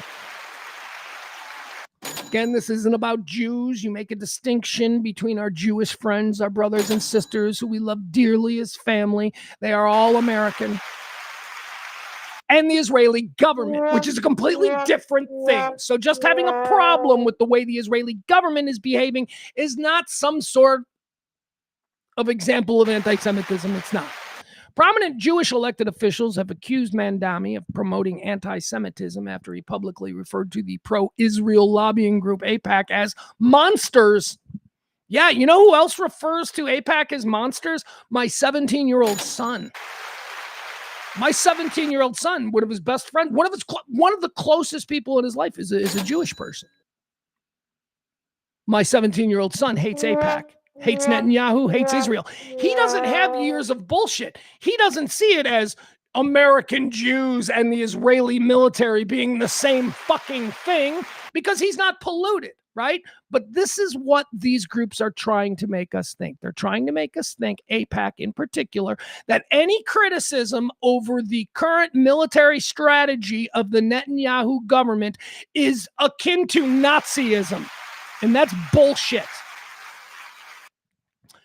Outlets like the New York Post have continually characterized Mandami and his cheerful social media presence as a facade, reporting that insiders describe him behind closed doors as a thin-skinned and hypersensitive person. All right. Well, whatever. Good thing we don't all know him. All I know is the happy guy on videos giving kids free tickets to theater. Anyway, he's not my mayor. I don't give a shit. All I'm trying to point out here is that if you just talk to a regular person and you say, what do you think of Mandami? They'll say, oh, he's terrible. He's a monster. He's a communist. Meanwhile, you ask people who actually live and breathe every day in New York City about Mandami, and his numbers are through the roof. He's popular. What he's doing is being affected, or it's affecting people in the now. But he's a communist. No, he's not. No, he's not. And we'll let Shane Gillis and Joe Rogan explain that later. But okay. Yeah, how's that make you feel, MAGA? Joe Rogan and Shane Gillis kind of warming up to Mandami and the stuff that he's doing. We'll get into that later. You're probably so confused, especially those of you who only believe what you hear Joe Rogan say. You know, there's a lot of complicated stuff, and I'm not that bright. So I'm just going to listen to a stupid guy who I think is smart, and I'm going to let him just fill my head with all kinds of nonsense. Shocked. All right, let's see. What else do we have here? What else is a big story that we want to talk about? We're going to get Maddie coming up here in a couple of minutes, so we'll talk to her. I'll take a break, and we'll bring Maddie in. How about this weirdness? John Hinckley. I used to close every show with a John Hinckley song. Never Ending Quest. Oh, it's a banger. John Hinckley put out a bunch of songs. They're on Spotify. You can find them. And I'm here to tell you, they ain't terrible. They ain't terrible. John Hinckley ain't terrible. I mean, you know, you want it to be terrible because, you know, who's this guy who tried to kill Reagan? He's now got music. He's now playing music. Oh, I bet it's terrible. It's not terrible. It's not terrible. The guy... You're writing songs. Never Ending Quest is a good song. It's not terrible. I know you want it to be, but it's not. I'm listening to it. I'm like, that's kind of catchy. So I used to use Never Ending Quest as my closing theme song. And unfortunately, I can't do that anymore because I got a cease and desist letter. Apparently, John Hinckley didn't like me. But I don't know if they looked at Spotify and went, who's playing this song so much? And found that I had played it every single night a couple of times for like a year. And then went, let's make him stop. Why they would make me stop, I don't know. But anyway, I can't play Never Ending Quest anymore. But that doesn't mean that John Hinckley isn't still making news. He's talking about Jodie Foster. Now, if you folks recall, John Hinckley attempted to kill President Reagan. Reagan was leaving a hotel. I don't know what hotel. Was it the Watergate? Let's just say the Watergate. Probably not. But no, the Hilton. It was the Washington Hilton, I believe. Reagan was leaving the Washington Hilton, and John Hinckley was waiting for him, and he popped off some shots from his gun. He not only struck President Reagan, but he struck Press Secretary James Brady, who never fully recovered. He spent the next 20 years of his life with severe brain trauma. He died prematurely. And then he also shot Kevin McCarthy, who was a Secret Service agent. 3 people shot: Reagan, McCarthy, and Brady. McCarthy, interestingly enough, is from my hometown. Kevin McCarthy was from Orland Park, Illinois. And so it was like a really big deal when this happened. We're like, wait a second, one of the guys that got shot went to our school, or that kind of a thing. And after he retired from the Secret Service, Kevin McCarthy was Kevin McCarthy. Yeah, it's Kevin McCarthy. Is it Kevin McCarthy, or is Kevin McCarthy the guy on the radio in Dallas? Tim McCarthy. It's Tim. It's Tim, not Kevin. Why was I saying Kevin? It's Tim McCarthy. Sorry. I had a run-in with Tim McCarthy too. Yeah. And I knew who he was, and I didn't think he knew who I was, but he was acting in his role. After he left the Secret Service, he moved back to Orland Park, Illinois, and became chief of police. So like my whole life growing up as a teenager and stuff, and being a young person in my hometown, the chief of our police department was the hero Secret Service agent who took a bullet for Reagan. Fast forward to about 10 years ago, I was in town, and I was driving by our mall, Orland Square Mall, and this was in the era of mall shootings, okay, just to put it. So I was driving, I think I was doing food delivery. I think this was no, it wouldn't have been during the pandemic, but whatever. I was driving near Orland Square Mall, and all of a sudden I see like cop cars coming from everywhere. Like, 10, 12. And I'm seeing fire trucks and ambulances, and they're all pulling into the mall, Orland Square Mall. So I'm like, I'm gonna have to check this out. So I'm a looky-loo. I pull in and I follow them, and I get out, and there's a whole big police presence there out in front of the Cheesecake Factory at the mall. And I'm kind of interested, right? I'm not hearing any gunshots or anything. So I'm like, I'm going to walk towards the mall. I'm just going to walk to the mall, and I'm going to try and walk in the mall. And if they stop me, maybe I'll get some information on why I'm being stopped. So that was my plan. So I start walking into the mall, and a cop comes running up to me on the sidewalk and says, "Mall's closed, leave the parking lot." And I'm like, wait, what? And I start talking to this cop, and the cop's like, "We need you to clear the parking lot. The mall is closed." And I'm like, "But why?" And as I'm saying, "But why?" another cop walks up, a white shirt. The white shirts are the important ones. They're like so this white shirt walks up, and he says, "He told you to get the hell out of here. Now move now, or you're going to jail." And I turn around, and it's Tim McCarthy. I'm like, "Hey, you're a hero." I was like, "Hey, I know you," but he was all business. Turns out there wasn't a shooting at the mall. I mean, there was, but it was a gang thing. It was some gang member in the food court. But anyway, they reacted like it was a mall shooting, and I got yelled at by a hero, a real American hero, Tim McCarthy. And by the way, he wasn't wrong for yelling at me. I was being a douche. I admit it. I was just wanting to see what was up, just nosy. It's like, "You get out of here, you're going to jail." I'm like, I just got threatened with imprisonment by a true American hero. Look at me. All right, so what's this story about? John Hinckley's out of prison. He's not there anymore. Yeah, he never went to prison. John Hinckley went to for like 30 years. And then they decided that he's not that anymore. So they let him go. I don't know if he's got an ankle monitor. I don't know what his deal is, but he's out. He's making music. It's not bad. It's not bad. Look, if you're just with an open mind, you're like, I've heard worse. I've got a cousin who's in a band. He's way worse than John Hinckley. Anyway, he's talking. He gave an interview to page 6 of the New York Post. It says here, John Hinckley Jr. sends message to Jodie Foster 45 years after infamous Ronald Reagan assassination. So that's maybe the lead that I buried here. You remember, of course, that John Hinckley was compelled to murder Ronald Reagan in order to gain the attention of actress Jodie Foster. That was the whole thing. And not to be confused with like Mark David Chapman, who murdered John Lennon because he thought the book Catcher in the Rye was telling him to do it, right? No, this is totally different. This was John Hinckley decided he was going to kill the president to gain the attention of Jodie Foster, who, of course, starred in Taxi Driver, a movie that John Hinckley was obsessed with. in the Scorsese film Taxi Driver, Jodie Foster plays a 14-year-old prostitute. Harvey Keitel's her pimp. If you've never seen it, I mean, it is, by today's 2026 lens, it is very uncomfortable. It's because she is clearly Jodie Foster, like an underage girl during the making of this, and she is being very sexual. She's playing a prostitute. Anyway, John Hinckley, sort of, I guess, related to the Robert De Niro character Travis Bickle in Taxi Driver, who felt protective over Jodie Foster, the young prostitute. That's the story of Taxi Driver, and it turns out they're going to kill a presidential candidate anyway. If you've never seen Taxi Driver, do yourself a favor.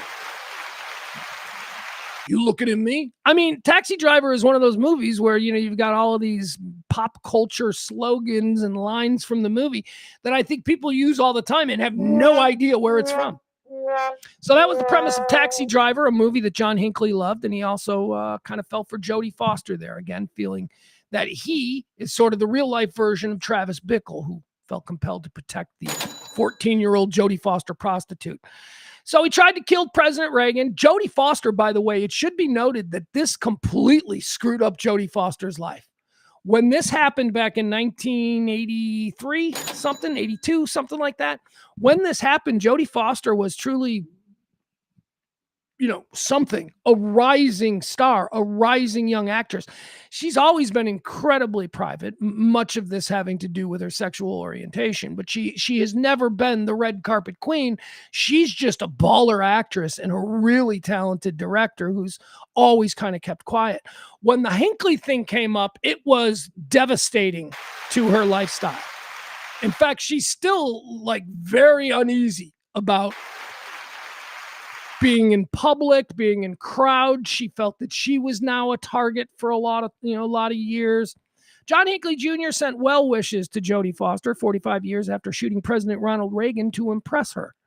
I just wish, here's what he says, Hinckley. Let me show you some pictures too. What are we doing, right? We got to see some pictures of what the hinky dink looks like these days. Let's see here. There's the hinky dink. There's the hinky dink, and there's Jodie. All right. So we'll just leave it right there because we can look at both of those while I read you the story here. All right. So again, he tried to kill President Reagan to impress Jodie Foster. He has this to say now. He says, "I just wish Jodie Foster well." Hinckley, 71, said in an Entertainment Weekly article. He added, "I don't really see her movies, but I wish her well. And I know she's doing quite well. And that's all I can say about it. I wish Jodie well. And I hope she has a good life." I like the way he says that, right? The way he said it, he's like, hold on, do we make that right? Yeah. Either way, he's like, "I wish Jodie well. I wish Jodie." It's like when a pretentious actor works with Robert De Niro and they go, "I was saying to Bob, Bob and I, when you work with Bobby," it's like a little familiar referring to her as Jodie. "I wish Jodie well. We've been through a lot together." You've been through nothing together. You've both been through things separately, but you've never met her, John. Why are you calling her Jodie? All right. He wishes her well. And hold on here. It says, Page 6 has reached out to Foster's rep for comment. They have not responded. They're never going to respond. Jodie Foster doesn't play that game. She's not that kind of Hollywood actress. Seriously, you would think if you weren't really tuned into the A-list, B-list, C-list, and D-list, you might think of Jodie Foster as a has-been in 2026. I'm here to tell you, she's not a has-been. She's a legend. She is a legend. She's not a has-been. She just plays the game her way. She does what she wants when she wants without having to do the whole Hollywood nonsense. Jodie Foster is cool. And it should also be pointed out by the way, one of the coolest things that Jodie Foster ever did was she worked with Mel Gibson when the whole world was like, "Mel Gibson's bad." Jodie Foster was like, "No, I like Mel. I actually know Mel, and all of this outside noise." Yeah. When do you think John Hinckley found out that she was a lesbian, huh? What do you think that was like? Like, do you think John Hinckley learned it once? Like somebody said, she's a lesbian? Or was it like over the course of time where he went, she's probably a lesbian. Maybe my whole plan from the beginning was flawed. She was never going to be impressed by me. On March 30th, 1981, John Hinckley Jr. tried to assassinate President Ronald Reagan as the then president left the Hilton Hotel in Washington, D.C. He did this at the time as a way of impressing Jodie Foster after becoming obsessed with her from watching the film Taxi Driver. Reagan suffered serious injuries before the assassination attempt, including a punctured lung and a broken rib. The .22 caliber bullet had narrowly missed his heart. Again, this is 1981. You seriously? You're doing. You know what they say, John? You come for the king, you best not miss. And don't bring a fucking 22. What? You went into this with a 22? You went into this with a pea shooter? Flawed from the beginning.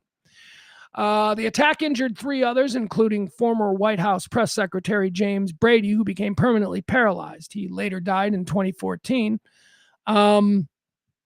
Nothing about Tim McCarthy. Nothing in the article. He shot 3 people. One of the other ones was Brady.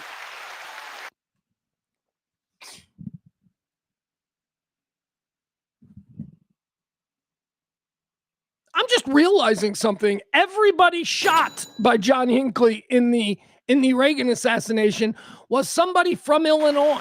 They were all Illinoisans. Reagan, Quincy, born and raised in Quincy, early life in Chicago. Brady was a Chicago guy. McCarthy, I told you about McCarthy's from Orland Park. That's wild. I'm just putting that together now. Everybody shot in the Reagan assassination was a Chicagoan or Illinoisan. Hinckley Jr. was found not guilty by reason of insanity back in 1982 and spent over 34 years committed at St. Elizabeth's Hospital. On the podcast, this is an Entertainment Weekly thing. On the podcast, Hinckley Jr. revealed, he did a podcast with a guy who directed the 2024 film Reagan. Okay, so that makes sense. I don't know who this guy is, but whatever. On a podcast, Hinckley Jr. revealed to the director of the 2024 film Reagan, starring Dennis Quaid as the late president, what his goal was for shooting the president that day. I wanted to have a union with Jodie Foster and live the rest of my life with her and all these things that, of course, were delusional. Yeah, they were delusional for any number of reasons, not the least of which is that she's a lesbian. And she has been pretty much a known lesbian since round about this time. Although it was never confirmed. Don't you remember Jodie Foster throughout the 80s? Throughout the 80s and the early 90s, she was always nominated for an Oscar. She was always in something. And she never went. I think she went sometimes, but she often did not go to the Oscars because every year, like if it's the 1991 Oscars, I promise you one of the big stories that you would see circulating is gay rights groups plan to out Jodie Foster at the Oscars this year. They're going to out Jodie Foster. So, she's always been very private. And you never had a shot with her, John. I'm sorry to say, even if things had gone perfectly according to plan, there is this one little issue of her sexual orientation. She would have never hooked up with you, John. I wanted to have a union with Jodie Foster and live the rest of my life with her and all these things that, of course, were delusional, he explained. But I was believing those things at the time, so the best outcome would have been a union with Jodie. Okay, good luck. Well, look at his hair. We got more pictures. Let's see what he looked like. Let's see if he was a guy. Look, is he a guy capable of getting Jodie Foster? Hold on. Yeah. Let's see here. We looking at his mugshot there. Hold on. I'm scanning. I'm looking to see if there's anything, from the Jodie Foster side of things. All right, we got the pictures. There we go. After It was noted during the podcast that Mark David Chapman went to jail for fatally shooting John Lennon in 1980. Hinckley Jr. explained that while he figured he'd be locked up, he'd hoped that he'd still end up in the end with Foster. I thought she would, after things settled down. This is John Hinckley talking about Jodie Foster. Like, after he shoots the president, after it doesn't go according to plan, he's locked up. Here's what he thought. I thought she would, after things settled down, join me wherever I was. I wasn't sure if I was going to be in jail or the hospital or what after things settled down. I had this notion that she was going to join me wherever I was. Oh, poor guy. Foster, now 63, told People magazine back in 2024 how the assassination attempt on Reagan impacted her life. It says here, my world fell apart. There were Secret Service people everywhere in my life. I had bodyguards, and I had to be taken to a safe house, Foster recalled. The Silence of the Lambs actress also revealed that while performing in a play shortly after the shooting, a guy sitting in the front row brought a gun to the performance. It was a traumatic moment, she said, and I've never admitted that maybe that has something to do with how I have never wanted to do a play again. All right. John Hinckley and Jodie Foster. I think he's still into her. I think he's probably still into her in some level. You never get over your first. Oh, what just happened? Hold on, something just happened. Something weird just happened. All right. Let's do this one, and then we'll take a quick break. We'll come back with some Maddie. Let's talk about this story. This story came out yesterday. The most expensive franchises in the world, in the sports world, sports franchises. It's a list. It came out, and guess what? One more time, your Dallas Cowboys coming in number one, the most valuable franchise in all of the world of sport. Your Dallas Cowboys. Can you tell I'm filling time? I'm filling time here. Sorry. Here we go. Trying to pull something up that wasn't pulled up. All right. So, so this comes from what list? Who puts this out? Stratospheric Valuations. Okay. All right. So these are the people, or is this Forbes? This is Forbes in conjunction with Stratospheric. Okay. So this is a list of the most valuable sports franchises in the world. Now, when I say sports franchises, I don't just mean football teams. I don't just mean, I mean football, baseball. I mean, are the Yankees worth more than the Lakers, right? We're going to mix them all up here. We're going to find out what they are. Number one, as I said, burying the lead, your Dallas Cowboys. Estimated valuation at $15.5 billion. The Dallas Cowboys are the number one most valuable professional sports franchise in the world. Bullshit. Absolute bullshit. I don't know where this comes from every year, but it's like a bit that we're all just going along with, pretending that the Dallas Cow. Let me tell you how nonsense this is. If the New York Giants and the Dallas Cowboys were for sale at the same time, there ain't a billionaire on the planet who wouldn't pay more for the New York Giants. It's New York City, with all due respect, Dallas Cowboys. North Texas isn't New York City. I would say the same thing for the Patriots. If the New England Patriots, if Bob Kraft and Jerry Jones both made their teams available to the highest bidder, who do you think a super rich billionaire would pay more for in 2026? The New England Patriots with their 50 Super Bowl trophies over the last 2 decades? Or the Dallas Cowboys, which are bloated, overhyped, and bullshit? Good Lord. I hate this list. It comes out every year, and I look at this and I'm like, okay, so you're telling me a billionaire who wants to get into sports, right? He wants to get into sports and he's going to buy one team. You put the New York Yankees in front of him and the Dallas Cowboys, and you think he's going to pay more for the Cowboys? Now, I know that football is a more expensive sport and all that, so probably. But my point is this. Dallas Cowboys brand, the valuation that they're this great, incredible franchise is bullshit. It's another bit of this programming. This was true once. This was absolutely true in the Landry days, in the 1980s, maybe even into the 1990s as they started rattling off Super Bowls again. But that's been 30 years. Nobody cares about the Dallas Cowboys anymore in the way they once did. I'm sorry. I root for them. You know, they're like my second team. But this, every year that you see this is bullshit.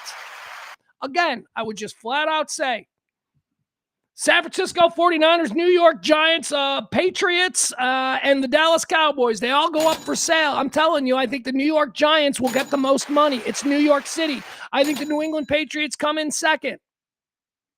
I think the Los Angeles Rams and maybe even the 49ers are above the Cowboys at this point. Anyway, $15.5 billion evaluation. I have no idea where that came from. I imagine Jerry's involved somewhere. All right, that's the most valuable sports franchise in the world as of right now, according to Forbes and Stratospheric. Number 2, this is kind of shocking. This just shows that all the people who are saying that NBA is on its last legs is full of shit, because the Golden State Warriors come in number 2 at $13.9 billion. An NBA team is right on the heels of the Dallas Cowboys, and you understand this because the Golden State Warriors are good. They've been rattling off titles for the last decade. Cowboys haven't.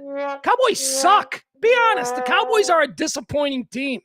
Every year we get excited. My son's a Cowboy fan. Every year we get excited. They look good. Oh, the offense is going to be great. Every single year. Jesus. All right. Cowboys are number 1. Golden State Warriors are number 2. That's NBA. Number 3 at $12.7 billion. You got the Los Angeles Rams.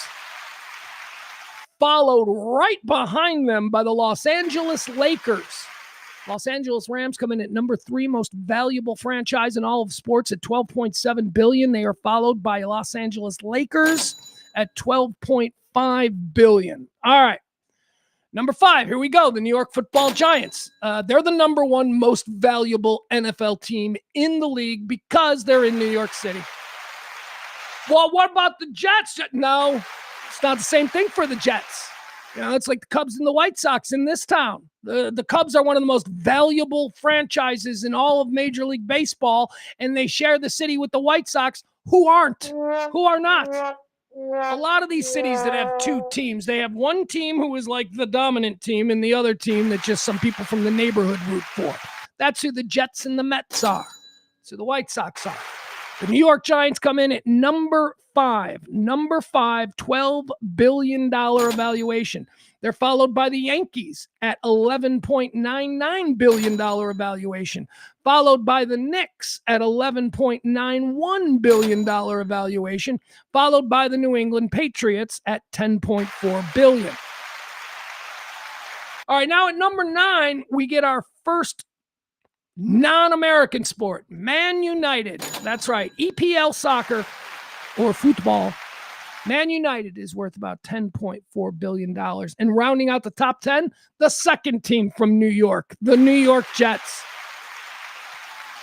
They come in at $10.35 billion. Look, you want to know who the most valuable NFL team is? Actually, probably we're looking at these numbers. The most valuable franchise in professional sports globally, you want to know who that is? Whoever the next NFL team to get sold is. Whoever the next NFL team is.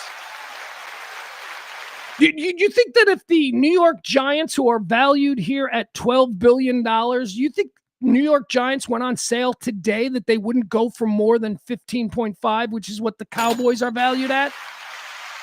Oh, they will, because somebody's going to want to own the New York football team. It's New York City. All right, there you have it.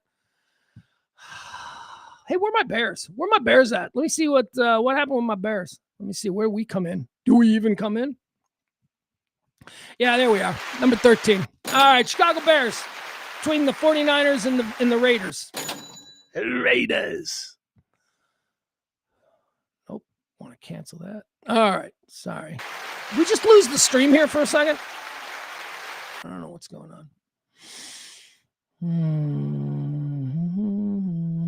Hold on a second, guys.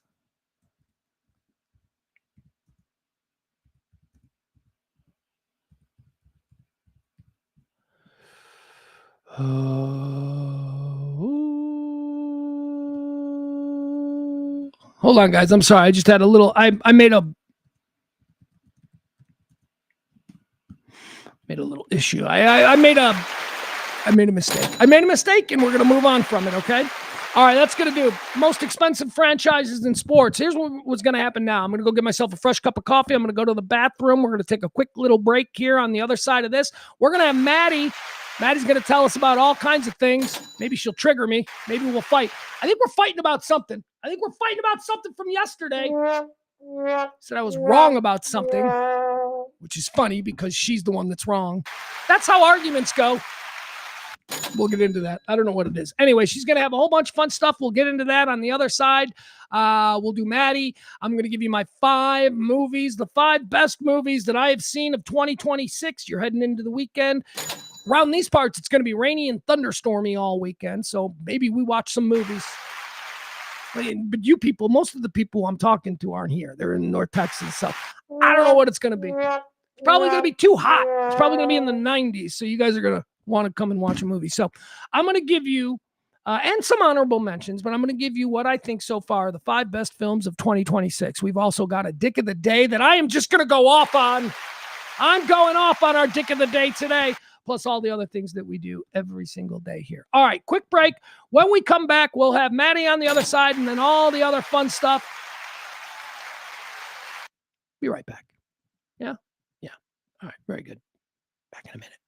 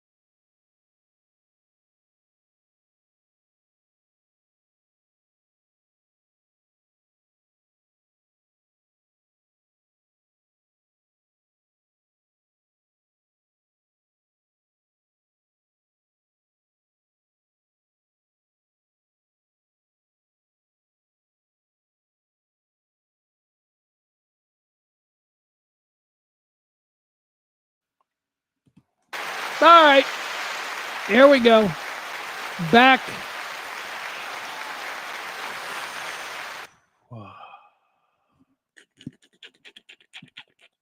Hi, everybody. All right. Part 2 of the show. Sorry about that. I don't understand. I'm trying to figure. Okay. So it's 82 degrees here. I'm trying to figure out why I am sweating so much. It is 82 degrees. It says it feels like 88 degrees, which isn't that bad.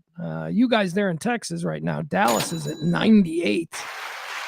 Feels like 104. No, thank you. Here I am. I'm sitting here at, it feels like 88. 82 feels like 88. I'm sweating like a pig. Now, here's the difference between our 80 feeling like 88 and North Texas 98 degrees that feels like 104. Humidity. Oh my God. I couldn't figure out. I'm sitting here. Remember, I had to take a break after like 5 minutes to put the air conditioning on because I didn't understand why it was only 80 degrees outside, but it was so hot in here and why I was sweating. Humidity. This humidity that we've been living in here. Yeah, the Great Inland Sea, man. I know we call it a lake, but that is not what the Great Lakes are. They are inland seas. They have their own weather patterns. They create humidity just like you would the Keys. If you're down in the Keys or, Norfolk, Virginia, or wherever, the terrible humid places that we have here. It's so bad. I'm sweating so nasty. Okay, so we'll get by it though. It's going to be another 2-shower day. Let me tell you something. I take a shower every morning when I wake up. Before I come downstairs, I have the living quarters here above the Kelly Moore Memorial Studios. Before I come down every morning, I jump in the shower and I put a coat of soap on, and sometimes I shave. Full metal shower is I'll shave the head and all that. But the daily shower is really just get clean. So I did that at like 8:15 this morning, and now here it is just after 2 o'clock in the afternoon, and I need another shower again because I've been sweating like a pig. You know who doesn't sweat like a pig because she's perfect? That would, of course, be Maddie. Let's talk to Maddie. Here we go. Maddie, you can find her anti-libtard. Oh, what did I call her? Sorry, wasn't thinking. Anti-libfem. Why did Hello? Hi, there you go. Maddie, can you hear me? I can. How are we doing today? Well, we're not doing great. I just accidentally called you anti-libtard, and I didn't mean to. I did not mean to. I swear to God, I didn't mean to. I was. Well, you can't even get my real name spelled right, so it's all right. It's Mattie. I grade you on a curve, Pugs. Thank you. I'm grateful for that. So I do have it right though. Mattie. Yes. Yes. Okay. So maybe this will help, but I am not a Madison or a Madeline. Mm-hmm. My real name is Mattina. So Mattie is short for Mattina. Oh my God. You are hardcore Italian, aren't you? That is actually not an Italian name. That is a German name. Your last name is definitely an Italian name. Last name is straight off the boat Sicilian. There you go. Okay. So, but you're telling me Mattina? Mattina, it sounds so perfect with your last name. That sounds wonderfully Italian. Yeah, I know. So yeah, as the story goes, I was born in Germany. My dad was stationed in Germany during, the Vietnam era. Mm-hmm. And I was born there. My mom actually moved to Germany after he got stationed in Germany. They lived in a little area called Bad Cannstatt, which was right outside of Stuttgart. And they lived in off-base housing, and it was like a house that had been converted into 4 apartments, and they were the only Americans, and all 3 of their neighbors were one of these wonderful German people that they really liked. And apparently one of the couples had a daughter, and her name was Mattina. My mom liked the name, and also she liked it because most German names have an English like an English version of it, like they say Brigida for Bridget or Kirsten for Kristen, and that was not that way. So she chose that name because she really liked the name. Matina. All right, hold on. Let me. It's spelled Matina. Matina, correct. Okay. Well, I just asked AI, and AI says you're Greek. That is a Greek name. Says in Western and Greek-speaking cultures, Matina is a feminine name with two primary evolutionary paths. Matina, you're devoted to Mars. You are a Nice. you are a warlike individual. Of course, Mars being the planet of war. It says Okay. it frequently serves as a short form of or diminutive form of Martina. Well, that would make sense. Matina from Martina. It also means the morning. The morning. It is closely tied to the Latin word matunitinus and the modern Italian word matatina, meaning of the morning or dawn. So here's what I think. I think your parents were inspired by a wonderful German couple who gave their German baby an Italian and Greek name. There you go. That's what I kind of think too. I couldn't agree more because I've obviously, as you can tell, I'm very well versed in this conversation. It has been a constant recurring theme throughout my entire life. And as a child, this was this name had so much weight that it was difficult to maneuver. And so my family largely called me Tina. And so I have always been a Tina. And then I moved to Dallas, Texas. And my first job when I lived in Dallas was I was the property manager of an apartment complex. And I had a gay leasing agent who I loved. And he wanted to call me Matt. And I was like, that's a really masculine sounding name. Why don't we do something about that? I'm open to suggestions. And he said, all right, we'll find Maddie. And then from that point forward, it's always just kind of stuck. So I've known you almost 20 years or so, close to that. And you've always been a Maddie to me. Do you prefer, and again, I don't want to waste any more time on this, but I'm interested. So, and it's my stream. Did you prefer Tina or Maddie? Which do you prefer, Maddie or Tina? I would think Maddie because you go with that. Yeah, no, I prefer Maddie, and now it's just it's my family. Everybody, I have very few family or like I can always tell if I've known somebody for a really long time, like from an old school, like like high school or something. If I bump into one of those losers, then they'll want to call me Tina or something like that. But yeah, no, all my favorite people that I interact with now all call me Maddie. I do not like, now this is, I don't want to offend anybody who may have this name, but I think many of us fall victim to this. I do not like the name Tina simply because I know a Tina who I hate. So the name Tina for me for about 40 years has been a name that I didn't like. There was a really mean girl that I knew when I was younger. She was a total bitch. And it's just ruined the name Tina for me. So I'm glad that you go with Maddie. Maddie is better. All right, what do you have on the plate today? Dazzle me with the stuff you're covering on your Twitch stream, anti-libfem there. You can see it on the screen. You can find her at Twitch, or you can follow her on any of her social media platforms. What's happening in Maddie's world? Well, we've been talking about a lot of stuff this week. Of course, largely we've dedicated a little bit of time to breaking down some of these primaries. I brought one to your attention earlier, but it didn't seem like something that caught your attention. I wasn't so much dialed into the primary aspect of it because it was a Republican primary, but I did think it was interesting because it certainly illuminated the mindset of the Trump Republicans. All right, well then go. Maddie is decidedly Maddie and I are the same. We both hate Trump. We just have different reasons. She has more tangible, politically based and ideological reasons. I just look at him and go, yeah, he's obviously a piece of shit. That's just the difference between you and I. So why don't you explain to me what it is you found so interesting about that particular Republican primary? Yeah, so this past week, there was several primaries. You talked about the one with the Wisconsin governor, but there's been 2 or 3 others. I want to say this one might have happened the week prior. It was around the same time as Abdul Al-Sayed. And so there was a Republican running for Michigan 8, and it was, Republican primary. He was the only guy. He was the guy. There were two guys that had registered to run for this Republican primary. One was a guy by the name of Tom Stevens, and the other one was a guy by the name of Amir Hassan. Amir Hassan was the Trump MAGA endorsed Republican candidate. He is a Navy veteran. He was born in Michigan, kind of like Abdul. He's not a naturalized citizen. He was born here, and Trump, endorsed him fully. The full weight of the Republican Party stood behind this man to nominate him for the Republican primary. Tom Stevens was an independent Republican who had zero budget. I think his total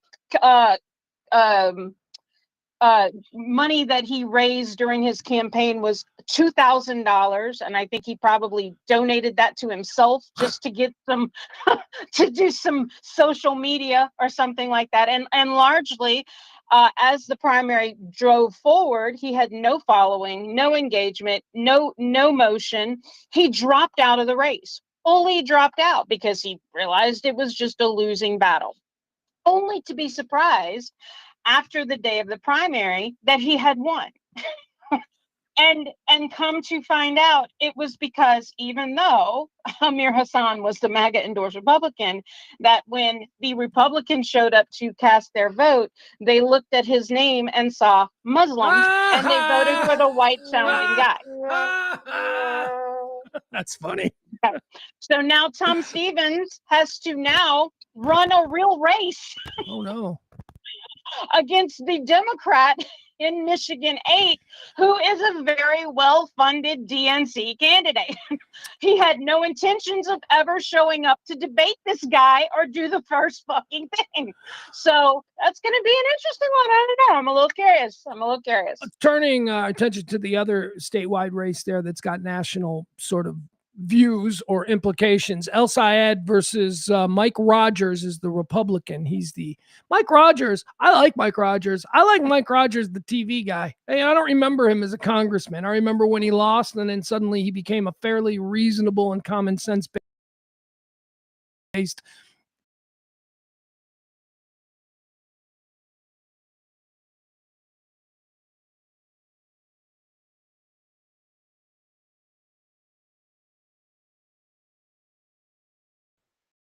a former FBI or CIA spook, whatever. He comes polling, however. I don't think you should be all that enthused about, Mike Rogers' campaign. He's 51-47 right now over El Sayed in Michigan. And why do I think that's concerning? Because most of the people who are not taking El Sayed seriously in Michigan are just people who watch Fox News, who haven't actually heard him, who hasn't actually seen him on the stump, and the things that he says and the way that he comes across. I think that needle's going to be moved over the next couple of months as people get to know El Sayed. People are giving a chance to unconventional politicians this particular midterm cycle like never before.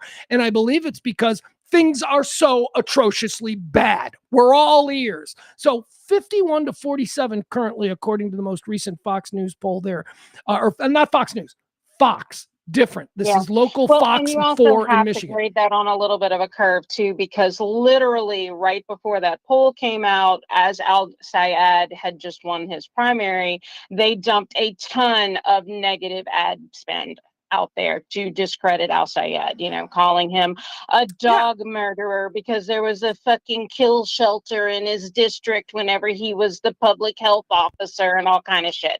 So, that of course there's always going to be a little uptick right after a bunch of negative ad spend gets thrown out there, but we're going to see this develop over the course of the next Well, here's what we're going to see develop. Mike Rogers has been the Republican guy. They've known that it was going to be him. The Republican machinery is behind Mike Rogers and has been for quite some time. The Democratic money in the DNC hasn't been behind El Sayed because Haley Stevens was the one that they wanted. So they haven't even cranked up the support at the national DNC level for El Sayed yet. And he's only down 3 points within the margin of error. And we've got 2 months for the people of Michigan to get introduced to him. I think that's a good sign for him. And let's also clear the air on what Al Sayed is.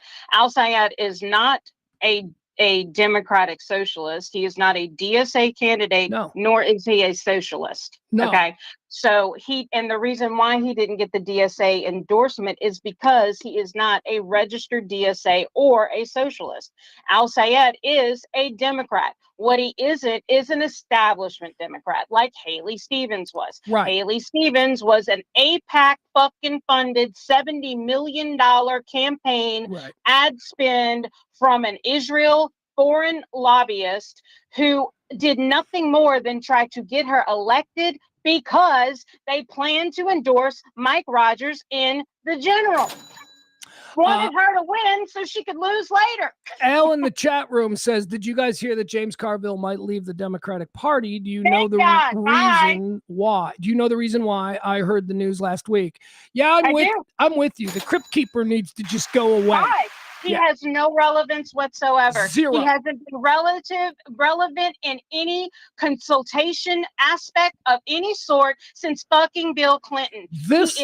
He is an establishment Dem Dixiecrat from fucking 40 fucking decades ago that nobody gives a shit about. And the fact that Fox News continues to drag this man out of the grave and throw him on TV and ask his unauthentic opinions about the things that anybody expects to hear out of a DNC candidate today is absolutely absurd. Up James Carville and send him back wherever he needs to go. Yeah. What James Carville should be doing right now is spending some of his political capital to help the people of the fucking communities that he claims to give a whole fuck of shit about, like black people. He keeps talking about how his black friends won't like this. Well, you know what? Your black friends live in a state that has been gerrymandered to fuck.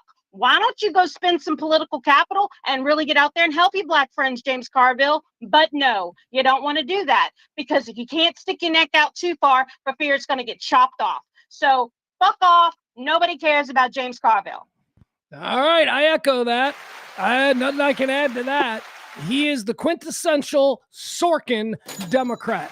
The Sorkin Democrat era is over. Everyone who thought The West Wing was a fucking documentary, you need to go away because that pie in the sky nonsense may have played in 1998, but it doesn't play anymore, okay?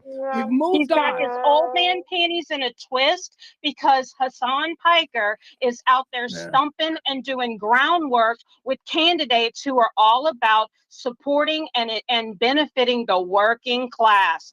That's it. And the fact that Fox News and CNN and Scott Jennings and Sean Hannity and all these fucking pundits can't keep that boy's name out his mouth is ridiculous. He is a Twitch streamer. Why are you guys giving him so much fucking oxygen if y'all also think that he's the worst person on the planet? Why? Maddie joins us on this Friday. She's got a whole bunch of things in her head. You can follow her at LibFem on Twitter. You can catch her streams on Twitch. What else you got, Maddie? Non-political. Tell me something else. What's happening in your world? Well, I sent a little something over to you yesterday that I just thought was hysterical, and it is Cards Against Humanity. That seems to be trolling the fuck out of Elon Musk. Did you get that link I sent you yesterday, Pug? Yeah, I did. You told me about it. I'm all for anything that messes with Elon Musk. So go ahead. Tell me about what Cards Against Humanity is doing. Okay, so and they've always been what we know to be as a little irrelevant. I mean, not irrelevant, irreverent in their take and how provocative, right? Because it's Cards Against Humanity, and everybody loves that game. So I guess back in T1, when Trump was all this border wall nonsense, Cards Against Humanity put out something where you could donate. I think it was $15. You got a little expansion pack, like they gave you something for your $15. And then what they did is they bought a tract of land along the El Paso, the Texas border, because they, the mindset being if we own this as private property, they can't build something on top of it. It was gaming the system, but also a little bit of emotional thing because the average Cards Against Humanity, consumer would appreciate that kind of thing, right? So they bought this tract of land and it's been sitting there untouched. They didn't intend to build anything on it. It was there for the wild horses to roam on and things like that. Apparently, Elon Musk bought a bunch of land surrounding this area. And then he decided that he could just do whatever the fuck he wanted to do to this land. And he dug up a bunch of holes in it and dropped off a bunch of building materials and stuff like that because he was building his star base around there. Of course, they shot a bunch of rockets in the air and a bunch of space garbage landed on it. Basically, he violated the sanctity of this vacant, untouched, unmarred land. So Cards Against Humanity sued him. Then he tried to buy the land from them for pennies on the dollar, and they told him, go fuck yourself. And so now he's had to obviously clean this up. And so now that they've won the case and forced Elon off their land to go, fuck off with all of his shit, they've decided that they're going to build some sort of monument that would aptly describe their experience with Elon Musk, and they're encouraging people to send in, a drawing or a sketch or a rendering of what they think would be befitting of their opinion of Elon Musk and his space garbage being thrown all over their property. Okay. All right. Now, I saw a press conference yesterday where he was kind of mocking the people who had was that about this story? I tend to tune Elon out. Hold on. I'm watching a little video of Elon here. Enjoy this. Look at this. I don't know. I saw this bullshit too, and I thought, how dumb. I don't know. Yeah. Okay. So I hate Elon Musk. Any opportunity that I can to join in any sort of mockery of him, organized or disorganized, I'm all for. Elon Musk sucks. What else do you have? Yeah, so I wanted to bring this back up, and I'll be honest with you, I don't have much, and here's why. Nobody's talking about this shit. But remember last year, whenever Donald Trump announced that he was going to be hosting a series of spectacles for the masses, the breads and circuses for all of us working class adults. Hail Caesar. Hail Caesar. Well, he had his fucking MMA, let's watch the fighters fight moment. And, a massive bust, by the way, lost $31 million for the UFC. Massive bust, and then of course we know that there's going to be some sort of Grand Prix race driving around Washington, D.C. Probably some poor fucking pedestrian's going to get clipped by a car going 300 miles per hour. Let's all wait for that moment. Oh, you know what? Stop it. That's fun. Like the UFC race on the grounds or the UFC fight on the grounds of the White House absolutely sucked. But there's nothing wrong with Washington, D.C. hosting a Grand Prix race. Los Angeles does it. Chicago does it. Vegas does it. New York has done it. That's kind of cool. You're just being a hater on that one. Sure, why not? I love to be a hater. I don't give a shit. But the other, fuck it. I don't give a shit. I look, and I base my opinion off of what other people have said, and I've heard a lot of people saying they don't think it's a good fucking idea in Washington D.C. because it is a very commuter city. So is New York. There's a ton of fucking traffic. Well, Vegas isn't. And Miami the roads isn't. are shitty there, and they think this is going to be a disaster. But whatever, don't matter. Look, I'm all for. So hold on, I'm all for some of the circuses. Some of the circuses are fun. Every president has provided circuses, whether it's some over-the-top lighting of a Christmas tree or a 4th of July fireworks celebration. Circuses are fine. The problem is that this guy seems to be trying to buy goodwill over all of his bad deeds by these, as you say, Caesar-like bread and circus events. Bread and circus. Yes. But also the other big problem with everything that he does is that is a half-assed, half-cocked fucking effort to begin with, which ultimately winds up falling apart in front of all of our faces. So that's that on that. But the big thing that happened, and I'm going to bring this back up because you brought it up last year, was the fucking Patriot games. Remember? Yeah. The two teams from each state, sounding very Hunger Games like, and people made that correlation. Well, guess what? It happened. Yeah. It already happened. Nobody cared. Nobody fucking talked about it. No. It was in Ashwatanga or something, Ohio. It was at Spire Academy there, which is a huge athlete factory. It took place from the 9th to the 11th. And the reason, if you want to know why it was barely talked about, is because apparently very little participation happened from any quote unquote public school students or anything like that. What it ultimately wound up being was a bunch of homeschool kids and private school kids who went to like these evangelical academies. If you look at the kids who participated in it, I'm just going to say this. You will find a common theme, and it will be obvious because there's not a lot of diversity in the mix. I'll just say it like that. No records fell, is what you're trying to say. There were no records broken. Yeah, the activities were largely underwhelming. Because you need black kids for records to fall. That's all I'm saying. Thank you. You need some fucking great black athletes up there, okay? Yeah. And nobody even really knew what the sporting events were going to be. Like, there was very little explanation as to what these kids were going to go up there and do. Were they going to be chucking javelins? Were they going to be track and fielding it? But no, apparently what they largely did was, and this was all that was explained, was they were military style events. Cool. Military style events.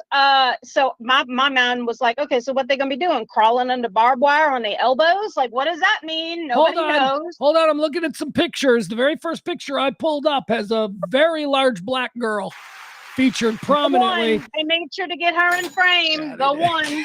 like the blacks for Trump at all of his speeches. Yes. They were like, okay, make sure to get her in frame because that's the one we got. The teens who applied, did a little video. I saw maybe 2 that went out on TikTok. And then of course, because they didn't get full scale participation, they wound up having to take some of these kids and assigning them to states that they weren't even from. They had no participation from Puerto Rico, so they took 2 kids from Texas and said, all right, you guys are going to be the Puerto Rican contingency. Why not? Brown is brown. We don't have enough from Massachusetts, so you're going to have to be from Massachusetts now. Sorry for your shitty luck, that kind of thing. All right, hold on. Stop. I got a picture up here, and it seems to be all the contestants. So let's see. A lot of white. You're right. A lot of white. A lot of white. We got one black kid in the back row on the far left. Only half of him is showing, so let's count him as 1. Then we've got another black kid. That's 2. All right, second row. This kid is swarthy. Let's call him Brown. Let's see. In the brown category. He's in the brown category. Oh, we got another black dude. A black dude with a medal. So, yeah, Bob. 2 kids from 50 states. We had 100 and something plus kids. We got a solid 3. But bunch of homeschooled pasty dorks here. Homeschooled and evangelical Christian academies. So, like I said, that means the TPUSA people was all up in this. And they competed in a variety of quote unquote military style events. So, whatever that means to the military folks out there. Let me go out on a limb here. Some track and field stuff. Yeah. Let me go out on a limb here as we look at 1, 2, 3, 4, 5 lovely young women. All right, I'm going to go out on a limb here and say that all 5 of these lovely young women have shithead dads. I'm just going to say every single one of these kids has a dad who's an asshole. Okay? Okay, let's keep going here. Yep. It is shockingly white. Is that shocking? I just told you a story about how MAGA lined up to a vote for a man who had dropped out of a race because the other guy's name sounded Muslim. These aren't athletes. There's no brown people. Where are all the good athletes? Seriously, this is crazy. Yeah. None of these guys would survive a real Hunger Games. I'm just going to say it. The minute a tracker jacker had flown after them, that would have been all bets off. Done deal. But anyway, so they competed in a variety of track and field style events and military style events. 3. And now apparently there's 2 kids who will reign supreme, and they are sharing a $250,000 prize. I don't know if that's Yeah, going to good. come in the form of a like a tuition or something, like a scholarship or something like that. I hope it's tax free, you know, because that's a thing too. Got to worry about that around these days. Around these days, the minute they give you something, they try to take part of it back. But so yeah, that's the pasty white contingency of the Patriot games that came and went without ceremony at all. Donald Trump did make a very brief appearance. Yeah. And that is that. That was the big old Patriot Games thing. Adam says that they prefer black cleats. Black cleats. Black like lady. 1-1-1-1. That sounds racist. They prefer black cleats. Yeah, I don't know about black links. I don't know about that, but you know, it is what it is. Donald, and so I guess the next thing is the Grand Prix. Is that the culmination of the circuses parts of the breads and circuses? I think that's the last thing, right? I'm okay with the Grand Prix. I'm okay with that. Every city, a lot of cities have Grand It's Prix. all fun and games till somebody crossing the street on their cell phone while they talking to a fucking, you know, political consultant gets clipped on their way to the Starbucks. It's all fun and games. But yeah, we'll see what happens with that. All right, Maddie, give me when we can hear you next. Let's wrap this up. When was the next time we can hear your live stream there on Twitch, and how do we follow you and all that? Sunday night, 7:30. I'll be covering some of this stuff and some more great topics. We get a little more provocative on my channel. We talk about some more things. I do plan on talking about Jesse Butler, but I didn't want to get into Jesse Butler with you because I don't know. I don't think we're going to see eye to eye on that. I don't know. Well, I don't know. I'd have to refresh myself with the Jesse Butler. This is apparently some guy that I covered, one of the millions of stories that I cover and just stream of consciousness. I don't even remember what it was. Maddie reminded me yesterday that we had opposing points of view. So 7:30 on Monday on Twitch. No, Sunday. Sunday. I'm sorry, 7:30 Sunday. Tuesday, Thursday, and Sunday. Correct. So maybe if I'm free Sunday, I come on and you explain Jesse Butler to me, and we see if I am consistent in the way I feel about this story. Well, from my perspective, I think the problem is that you will be consistent. Well, because I don't know. You said something about we were in a fight. I don't think we're in a fight, but we did not see eye to eye on Mario Batali yesterday. That's what you were remembering. You were throwing back the Mario Batali thing. You and me are never in a fight. We're just two people who like each other, who see things differently on occasion. It's not a fight. It's like I don't live in that world where I couldn't have the friends that I have if I just. Here's my thing. I think I'm right, and I'm aware that everyone else in the world is wrong, and so I just operate under that, and it's fine. I can't go to war with everybody who's wrong. Yeah. Well, I think that it's important to be a rational human being and realize that you can agree to disagree, but also that two truths can be true at the same time. Right? That's right. Oh, that's a wonderful way of saying it. Yeah. I heard something yesterday I thought was really good. I thought I try to write down cool sayings. I liked what you just said there. Yeah. Anyway. Two truths can be true at the same time. So, you know, it's important to critically think about stuff. But yeah, we diverged on Mario Batali yesterday. Here's something I heard yesterday that I thought, oh my God, that's great. I want to use that. All right. So I heard this. Problems divide us. Scary problems unite us. Thought that was interesting. I don't know if I agree with that, though, because we're constantly being faced with a bunch of really scary problems, and what seems to be happening is more fracturing. See, but this is where the disconnect comes between you and me. The things that you think are scary problems are just everyday problems. Scary problems are big, scary problems. Like,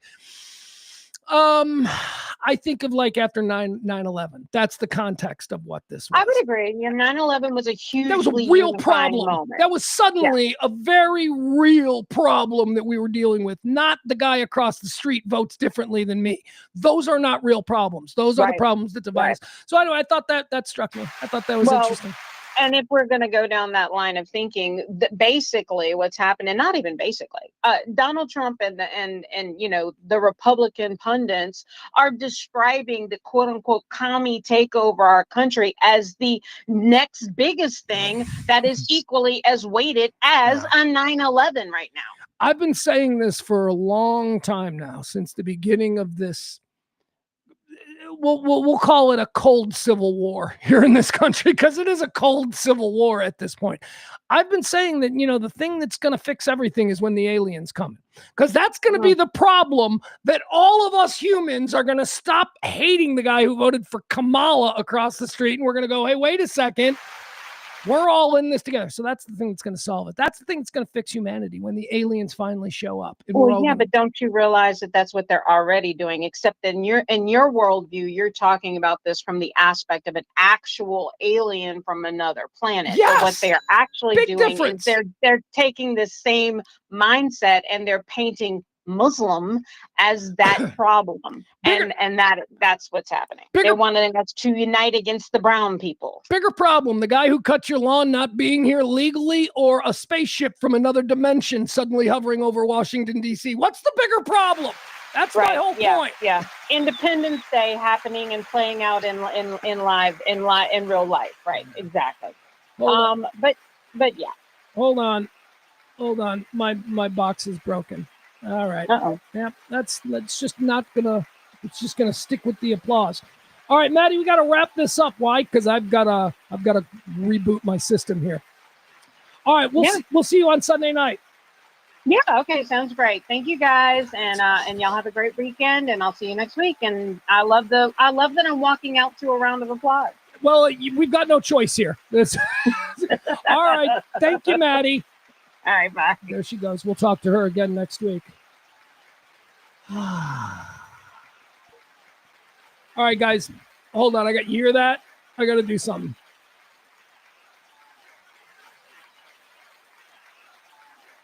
Well, that's not going to work. Okay, apparently I got to do this.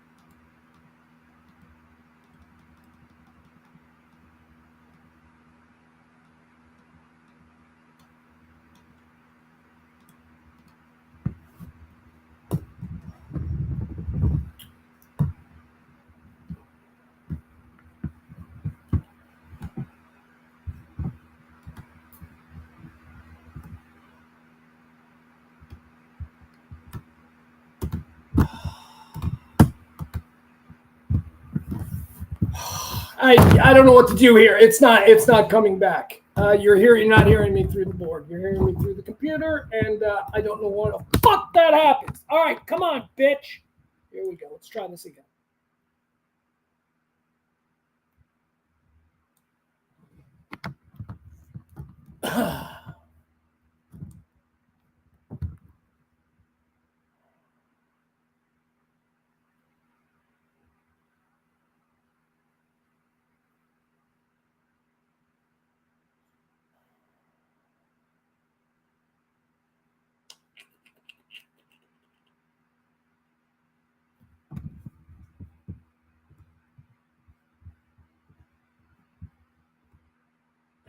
No, it's just not. It's not working. I don't know why it's not working. Jeez Louise. Hold on. Be right back.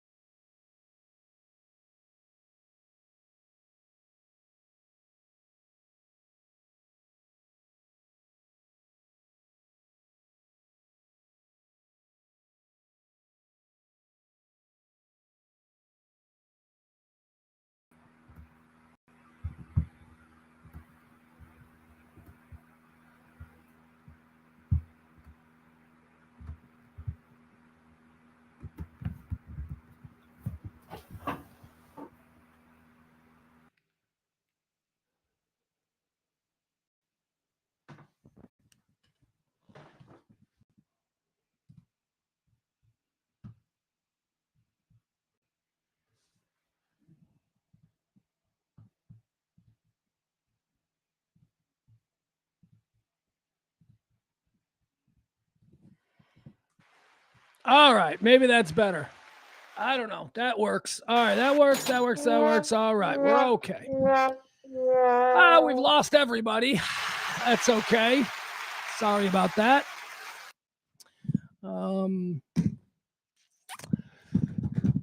Peter tipped the show while we were down. Peter dropped another $10. Thank you, Peter. I don't, I'm not going to tell you to stop because the show needs all the help that we can get. But I am acknowledging that you are out tipping everybody else like 20-1. And honestly, Peter, the next time you tip the show, and God, with any luck, there will be a next time. But the next time you tip the show, why don't you start assigning your tips to people in the chat room? Like, why don't you say, you know what, I'm Peter, and I'm going to pick up so-and-so this month? Because a lot of people can't. And if you can, that might be a nice thing. So Peter tips every day. It's like Peter's already tipped for the month. Peter tips every day.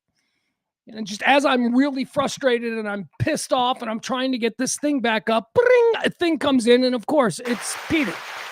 So from now on, Peter, in the little notes, just say this is for so-and-so. I don't want to give any names, but then, we'll be able to get more people involved here. That's incredibly kind. Peter picking up all of you. Wow. All right. Thank you, Peter. Let's go now into, let's see. I got to pull everything up again because I don't have, I had to restart my computer, as you know. That's a problem. All right, back now. What did it look like when I was gone for like those 3 or 4 minutes that I was gone? What was it? Just a black screen? Because the stream was still going, the chat was still going. I don't know what that was. All right. Support your favorite independent talk show every day, Monday through Friday, around about noon. You can't live with it. I know that. And I can't continue doing it unless you people start supporting. So help out the show if you can. We're halfway through the month of August. We're still trying to pay off July. All right, now, what are we going to do here? Let's see. We covered the Luigi Mangione. That's the big story. We had Maddie. Let me find my place here in the rundown because, oh, my God, we've got a lot more show to do. We're going to do a lot more fun stuff here, though. Less heavy stuff, more fun stuff. All right, like this. All right, let's go. Here we go. We'll do this now. Why not? It is the weekend coming up, and some of you here in the Chicagoland area, we're just going to get nothing but storms. It's going to be stormy all weekend. That's okay because I got a lot of stuff that I can do here in the studio, right? I don't need to be out running around. I got a lot of stuff that I can do. And there's nothing better than a rainy Saturday afternoon to get done a whole bunch of things that you would normally want to do. So we're going to do that here. In Texas, you guys got 100+ degree temperatures, all right? No fun. No fun at all there. So maybe you're going to want to stay in. If you do stay in this weekend, I have put together a list. I watch a lot of movies. You know me. I'm the watcher. I watch TV shows. I watch movies. I try to tell you about stuff that I like. What I won't do is come on here and tell you, I watched this and it sucked. I mean, unless it's something that is of such cultural significance that everybody's talking about it. I will very rarely waste your time talking about stuff that I don't think is worthy. So when I do a watch list, it's always things that I'm watching. And the things that I mention are things that I've watched that I've enjoyed. And if I watch something and I don't talk about it, it's probably because I didn't really enjoy it. I don't want to bring that to you. So here's what I have done. And I started doing this about a week ago because my son and I, who spent the summer with me here, my 17-year-old son, we watched a lot of movies. When the economy is what it is, you can't do a whole lot of stuff. Batting cages. We certainly did a lot of batting cages. Man, that kid's got a stroke. I don't know why that kid didn't play baseball. That kid has such a natural stroke. He can crush the ball. Anyway, when we weren't at the batting cages, we were watching movies. And my son and I have this thing that we do when it comes to movies. One for me, one for you. One for me, one for you. One for me, one for you. I make you watch a movie that I want you to watch, and then you make me watch a movie that you want me to watch. And that's how we do it. And I have been enlightened to a whole bunch of movies that were released in theaters this year that me, a man in his 50s, a Gen Xer, never even heard of. Like, I never even heard of that. because, maybe it's not directly targeting me. But I did watch a bunch of stuff that I wouldn't normally watch over the last couple of months. And I thought, wow, why don't I do a half-year best movies of the year so far? Now, all of these films that I'm going to mention are available to you this weekend if you're so inclined and interested. Let's see here. How are we going to do this? Should we do this 5-1 or should we do this? I'm not entirely sure. Let's look at the list here. All right. What do we want to get started with? Should we start with 5? Yeah, let's start 5 and let's go all the way up to 1. So far this year, these are the 5 best movies that I have seen. Now, it doesn't mean that they're like going to win the Academy Award. It just means I enjoyed them for whatever reason. For what, the kind of guy that I am, stories that I like, that kind of thing. I liked all of these movies. These are the 5 movies that I've liked the most. Now, before I get into this list, I do want to mention a couple of also-rans. These are movies that I enjoyed. They did not make my top 5, but these are movies that I really enjoyed. I started yesterday by telling you about Pressure. Pressure is a film that stars Brendan Fraser, he of Encino Man, and The Whale. He's a legit actor, man. He's good. Brendan Fraser plays Dwight David Eisenhower in the days before the D-Day invasion. It's called Pressure, and it is about the decision to go with the D-Day invasion during a window of opportunity between 2 terrible storms. So he's planning this D-Day invasion, Eisenhower, and he's looking at the weather, and it's just atrocious. The weather is really bad. But then there's about this window of opportunity, about a 10-hour break from the storms between the storms. And that's the window of opportunity. And whether or not Ike decided to go or stay, that's why the film is called Pressure. It's really interesting. Brendan Fraser's terrific. Andrew Scott is the star. He plays the British meteorologist who was against going. He did not want to go. And then some new details emerged. And anyway, Pressure, the story of Dwight David Eisenhower, General Eisenhower in World War II, deciding whether or not to go or stay with the D-Day invasion. It's very good. I would also say honorable mentions, best movies that I've seen so far in 2026. Ready or Not Part 2. Now, I don't want to include Ready or Not 1 because Ready or Not 1 was not from this year, but it was a movie that my son made me watch because he really enjoyed it. And holy shit, that I love Ready or Not. Ready or Not is a fun movie. It reminded me of the way movies used to be, where they were just silly and you went with it. And it was all about the, oh my God moment. That's Ready or Not. Well, Ready or Not 2 was released this year. I watched that. It's got a bit bigger of a cast, some more recognizable people because Ready or Not was such a hit. Ready or Not 2 is better than Ready or Not. So I'm going to tell you, doesn't make my top 5, but Ready or Not 2. The Ready or Not movies are fun. It's basically, the premise is that there's this like cabal of super wealthy 1% families in this country. And they occasionally just murder people for sport. Ready or Not. It's good. All right, that makes honorable mention. Another movie that maybe I'll watch this weekend. I haven't gotten around to watching it completely. I watched the first hour of it last week and I fell asleep, and I've been meaning to go back to watch it, and for whatever reason, I haven't finished it. It's very good. A lot of people are talking about it. This is a movie that is the hit of the summer. I've only seen half of it. It's very good. Like, I can see why, Obsession. Be careful what you wish for. That's what Obsession is about. Obsession is about a guy who has he's madly in love with this girl who will not pay attention to him, doesn't give a shit about him. She's out of his league, if you will. He doesn't feel like he has a chance with her. So he stumbles across, as is always the plot point in these kinds of movies, a magical talisman or something. And he makes a wish, and he wishes that she will love him more than anything else in the world. Obsession. Be careful what you wish for, because it comes true. It's very good. Doesn't make my top 5, but it is very good. Here's another one that I just watched it last night. I watched this movie last night after months of staring at it going, I've heard what people said about this. I don't think I want to see this. Well, I finally watched it last night. I was blown away by it. Doesn't make my top 5. I absolutely loved this movie. And maybe it's because of my age. Maybe it's because I lived it and I watched it. And this movie was illuminating to me insofar as I didn't know this dude was like that. Michael. The Michael Jackson biography. Jafar Jackson, who is Michael Jackson's nephew, plays Michael Jackson in this movie. He's incredible. He is incredible. Also, Coleman Domingo, who is like, do we have to start talking about him as like the best actor in Hollywood? Coleman Domingo as Joe Jackson, Michael Jackson's father. Incredible.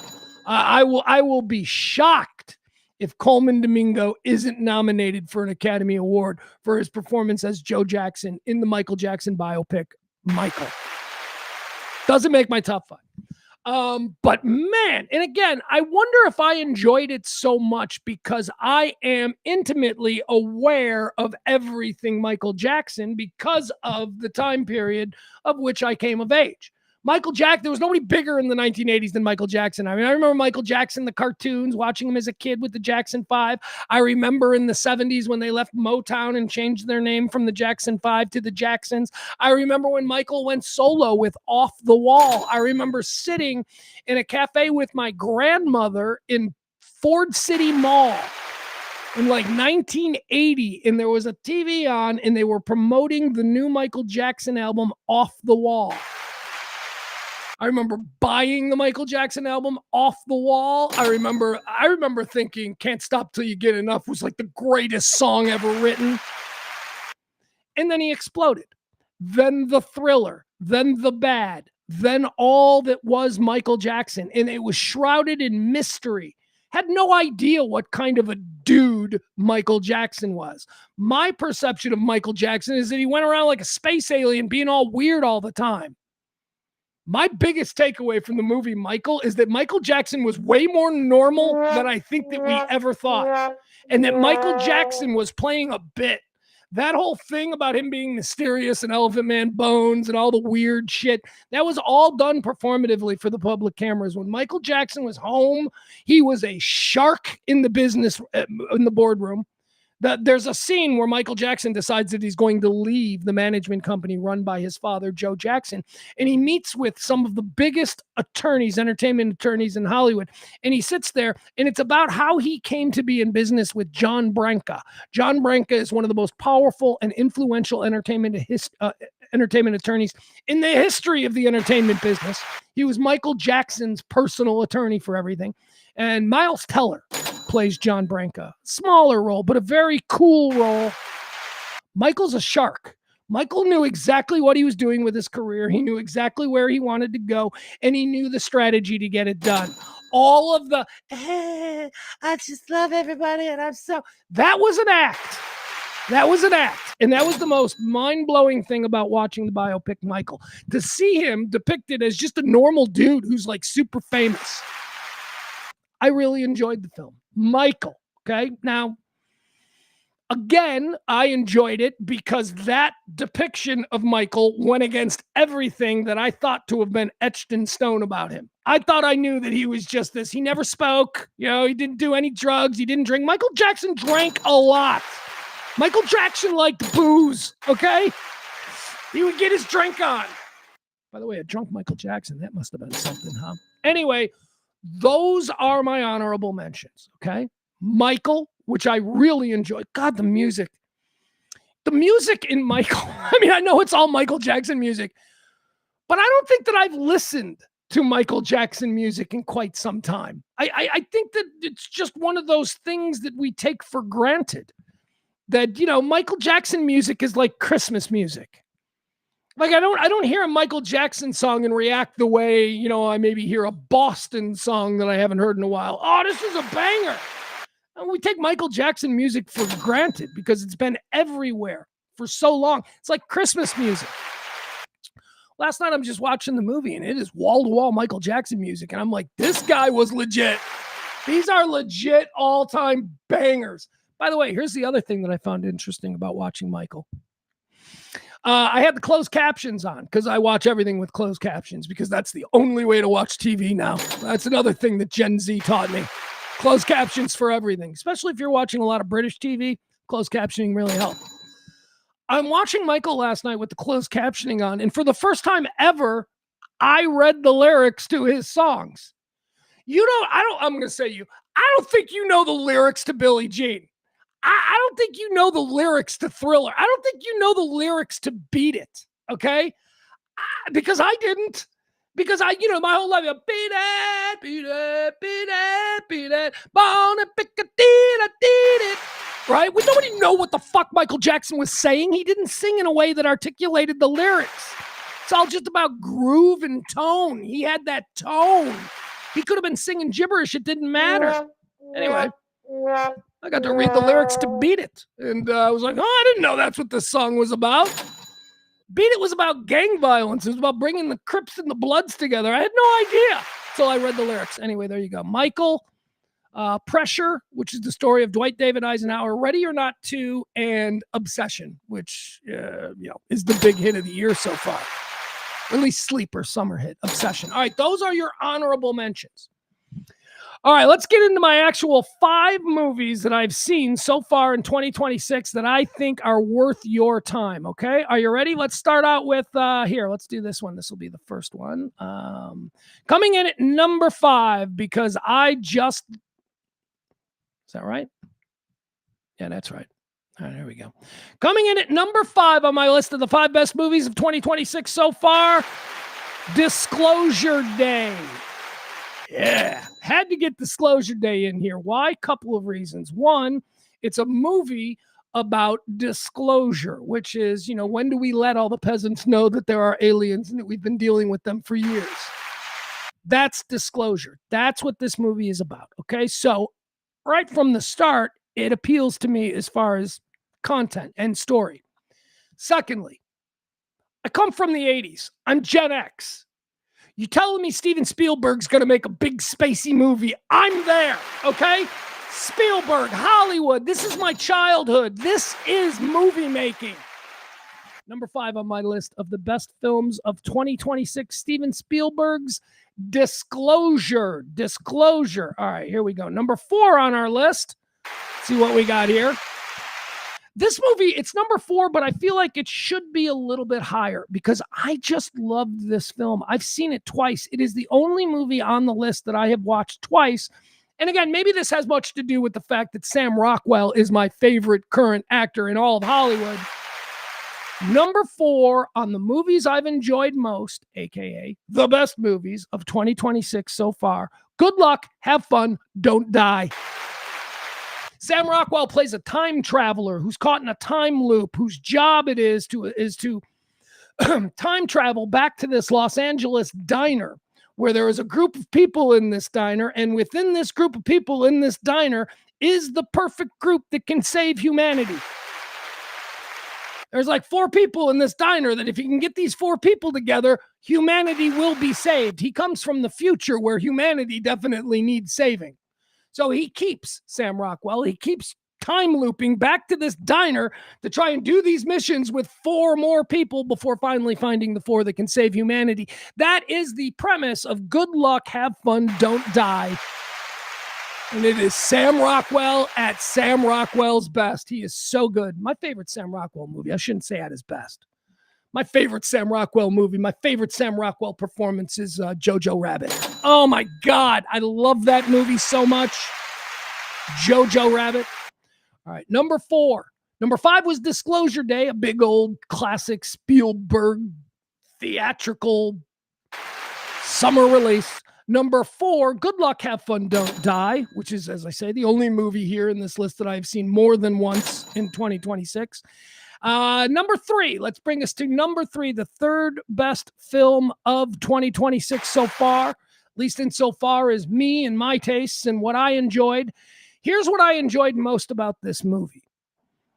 I waited to watch it with my 17-year-old son because this was going to be one of I told you about how I watch movies with my kid, one for me, one for him. Before he even got here this summer, I'd been waiting to see this movie because this was going to be our one for me in our one for me, one for him thing. So I made him watch this movie. And when you have high expectations or you really want to expose your child to something, you're really setting yourself up to be pissed. Because the kid might be like, I don't want to watch this. Or worse yet, which is what my kid does from time to time. They'll watch it, but they'll just make fun of it. They'll just everything like, oh, I'm sure that would happen. That's not good. So I was a little bit worried about this movie. Number 3 on our list of my so far 5 best films of 2026. Because it meant a lot to me. I thought it was going to mean a lot to me. And we watched it, and my 17-year-old son loved it. He loved it. What he said to me, and not just afterwards, like immediately following as the credits roll, he might go, that was good, and then never mention it again. No, he brought it up multiple times, like weeks into it. And then I'm looking at his Spotify list, and I'm like, holy shit, he really did like this movie. My number 3 favorite movie of the year so far is the Bruce Springsteen bio, Deliver Me From Nowhere. The story of how Bruce Springsteen, back when he was in the throes of depression, wrote 2 albums at the same time in his bedroom, all by himself. One of those albums is a critical and artistic masterpiece that music experts hold up as one of the greatest albums ever done. And the other one that he did at the exact same time is one of the best-selling albums of all time. Bruce Springsteen sat in his bedroom and he recorded Nebraska and Born in the USA at the same time. And it's the story of how he did this. How he went from writing something like State Trooper on Nebraska or Atlantic City, something so deep and so dark and so poetic and so moving. And then, I'm going down on Born in the USA. I'm going down, down, down. Talk about prolific. Talk about unbelievable talent. He knew the record company wanted him to have a follow-up for Born to Run and all that. He was coming off the tour supporting Born to Run. The record company was like, man, you had your first hit. We need to start pumping this. So he knew that they needed an album of hits. But he also wanted to write Nebraska. And he did it at the same time. Unbelievable story if you like music. And by the way, Jeremy Allen White is terrific as Bruce. He's terrific. He got the whole vibe. He got the whole unaffected, humble, but also knows they're great. Knows they're doing something that is better than what other people do, but also humble about it. So number 3 on my list of the best films so far, the Bruce Springsteen story. Again, it's not a bio. It doesn't take him from childhood to, his old age. No, it is just about a very specific period of time in Bruce Springsteen's career in 1980 when he was writing both Nebraska and Born in the USA at the same time in solitary confinement. It's basically what he did. That's number 3. All right, recapping now. My 5 best movies so far of 2026. Number 5, Steven Spielberg's Disclosure Day. Number 4, Good Luck, Have Fun, Don't Die. Number 3, Deliver Me From Nowhere. How Bruce Springsteen wrote 2 albums, a critical masterpiece in Nebraska, and a cultural commercial icon, Nick album, Born in the USA. Did it at the same freaking time. Those are 2 totally different mindsets. Unbelievable. Number 2 on my list. Number 2 on my list could have been number 1 because number 2 and number 1 are 2 films that I watched this year. Both of them suggested to me by my 17-year-old son. Movies that I would never have watched on my own that I watched, and they now occupy the first and the second place on my best movies so far of 2026. 2 could be number 1. 1 could be number 2. I just finalized it this way. Number 2. The Furious. I talked about this a couple of weeks ago when I first watched it with my son. The Furious is, imagine if all of those Liam Neeson movies, the Taken movies, imagine if they were cool. that's kind of, not that Liam Neeson in those Taken movies aren't cool, but they've been milking that cow. I'm a little bit. The Furious is essentially the same story. It's the story of a father whose daughter is taken. It's the Hong Kong karate, that whole thing. His daughter is taken by some, sex trafficking organization, and this father, who is a mute, he doesn't speak. He must save his daughter. Anyway, the fight scenes. Okay, first of all, like the fight scenes, that's what you're coming for. You're coming for this crazy, incredible.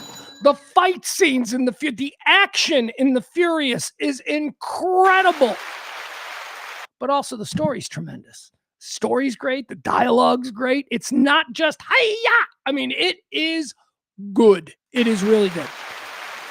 The Furious, as I say, premise, same kind of premise as Taken, same kind of vibe, just way cooler.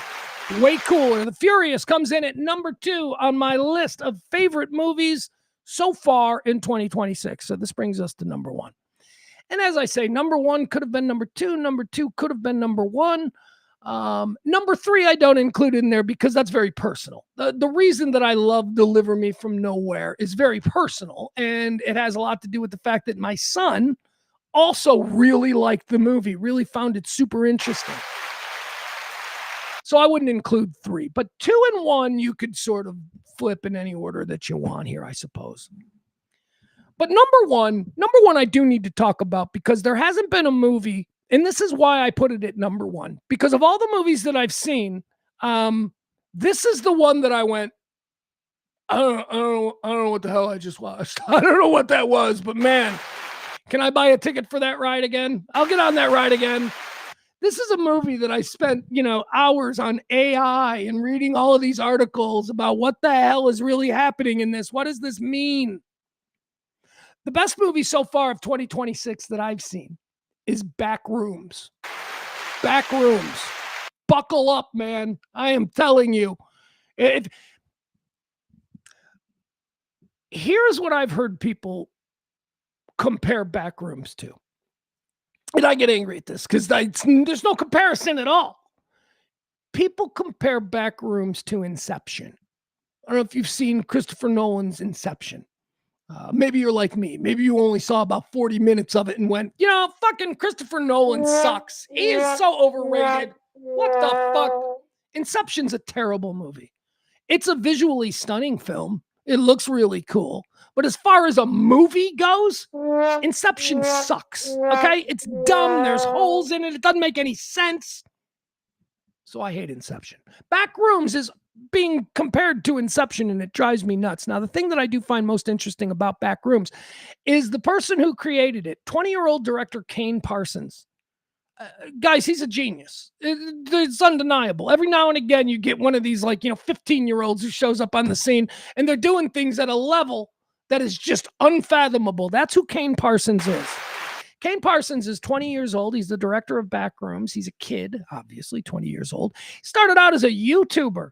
He had a YouTube channel where in his head, he had this story, this universe, this premise of Backrooms. What is Backrooms? Well, I'll tell you how it's portrayed in the movie. So there's this dude, and he works, he's Captain Carl. He runs Captain Carl's Discount Furniture. We've seen these big giant stores, these big giant discount furniture showrooms. That's what Carl does. Carl's going through some problems with his wife. I think she's left him, something like that. I don't know. I was high when I saw it. By the way, you should probably be high when you see Backrooms. It'll help. It'll help. You'll enjoy it. So he runs this furniture store, and because he's on the outs with his wife, he's living at the furniture store. It's the furniture store that he runs. He's sleeping there. Why not? They got beds and everything. So he's sleeping at the furniture store, and one night he looks at the back wall of the furniture store, and he sees kind of like a light shining through the wall. Like, imagine you're just looking at a wall, and you can see light shining through it, like there's a crack in it that you never noticed before. So he goes up to the crack in the wall, and guess what? He falls through. He goes right through, like into another dimension. Like there's this whole, he's now in this heretofore unknown of back room of his furniture store. And it's like this giant empty, office building almost with cubicles and weird stairways. And he starts to explore these back rooms that he didn't know existed behind his furniture store. And it starts to get wild when he starts to realize that these back rooms go on for hundreds and hundreds of miles. There is no end. This is not a real dimension that he is in. Anyway, I don't know what Backrooms was about, but I can tell you I enjoyed that movie more than any of the other movies that I saw. It's number one on my list of best films so far. You know what I just realized? I didn't show you that one. There you go. Here's Backrooms. All right, here's what it looks. There's the poster for Backrooms. I guess I didn't show you guys the Furious. All right. Yeah, there's Backrooms. That's a woman. She does it. I'm not going to give anything away in the plot, but as you can probably tell, she's not having a good moment. She's going through some things. Backrooms are a trip, man. So since I've seen the movie, my son has been like, "Oh, you got to check out the YouTube channel." And so I'm like watching all of this crazy Backrooms digital art and all of, anyway, it's a thing. Kane Parsons is 20 years old. He might be the new Orson Welles. He might be the new Steven Spielberg. The guy that I think he reminds me of, and this is what I said to my son, and my son said the same thing because my son also enjoys Stanley Kubrick. This Kane Parsons is like a 20-year-old Stanley Kubrick. He is really interesting. Backrooms is number one on my list of best movies that I've seen so far this year. Okay, one more time if you're just looking for something to watch. Maybe you think my recommendations hold some water. Number 5 is Disclosure Day. Watch that this weekend. You'll enjoy it. Number 4 is Good Luck, Have Fun, Don't Die. I think you'll enjoy that as well. Number 3, Deliver Me From Nowhere. I think Peter might enjoy this. I think maybe Adam might enjoy this just because of the artistic process that's involved. People who are interested in these kinds of things might enjoy it. But if you're not, then it's going to be real boring. So you're going to be really bored with Deliver Me From Nowhere if you're not a Springsteen fan and if you're not interested at all in the sort of prolific artistic process of some of our current geniuses. That's number 3, Deliver Me From Nowhere. Number 2 is The Furious. I don't think I got to give Furious their love, right? You got to make sure we see what I don't think I put this one up. Here we go. Let's see what their movie poster looks like. Well, it looks pretty much like you'd expect the Furious' movie poster to look like. Yeah, just a bunch of guys. Hi-ya! Hey, this guy right here, this Chinese guy, whatever, Hong Kong, I don't know. I'm a white guy. And they're not white guys, they're from Asia. This guy right here, he's awesome. This guy is so awesome. I love him. All right, The Furious comes in at number 2. 3 is Deliver Me From Nowhere. 2 is The Furious. And number 1 is Backrooms. All right, that's going to do it for our top 5. I hope you enjoyed it. It took me a couple of weeks to put it together. Honestly, as I sit here and think about this, the Michael Jackson biopic could be in that list. It really could. It's fresh in my mind because I watched it last night. But Michael, if you grew up with Michael Jackson, you are probably like me. You have a feeling about who he was as a dude. This movie will change that. This movie will make you go, oh, wait, he wasn't a space alien? You mean that he was actually kind of a normal guy at times? The monkey stuff, by the way, the stuff with Bubbles in the Michael movie, great. Love it. Loved all the monkey stuff. I think it's CGI, though. I don't think it's a real monkey because they get Bubbles to do shit in the Michael movie that I don't think they could have gotten a chimp to do. Anyway, there you have it. Those are the 5 best movies of the day so far. One more time, let me throw a little love out to our August heroes. The show runs on your gratuities and your tips, although it runs very poorly because we have not gotten any gratuities and any tips. These are the only people who have supported this show this month. Leslie C., thank you. Through the door. First in, man. Got this off her plate in early August. Peter tips every day. I can't even speak more about Peter. Barney represents himself proudly every month here. Barney, thank you so much. Big Al and Big Luke. Big Luke shows up for one day, drops a tip. Thank you, Big Al, Big Luke. Mikey D, Jen SH. We're going to call her Jen SH now. Thank you to all you guys. Appreciate you. If you want to help out the show, please drop a little something, either the Venmo or the Cash App. It will be greatly appreciated. All right, what are we doing now? Yeah. All right, let's do this one. This I'll give you a little bit of smoke on this one because this bothers me every time I freaking see it. Every time I see this bothers me. Have you seen this commercial? Well, wait. Hold on. Commercial before a commercial. I just put a commercial up. I want to show you a commercial. Why? Why do I want to show you a commercial? Because this product is today's. Oh, for fuck's sake. I can't find anything. There it is. All right, today's dick of the day is RK. RK, the product RK. Have you guys seen these commercials for RK? Do you know what RK is? RK is zero alcohol, zero proof booze. So if you want to drink whiskey, but don't want any of those pesky whiskey side effects, you drink RK. So if you want to drink vodka straight from the bottle, because that's delicious, it's RK.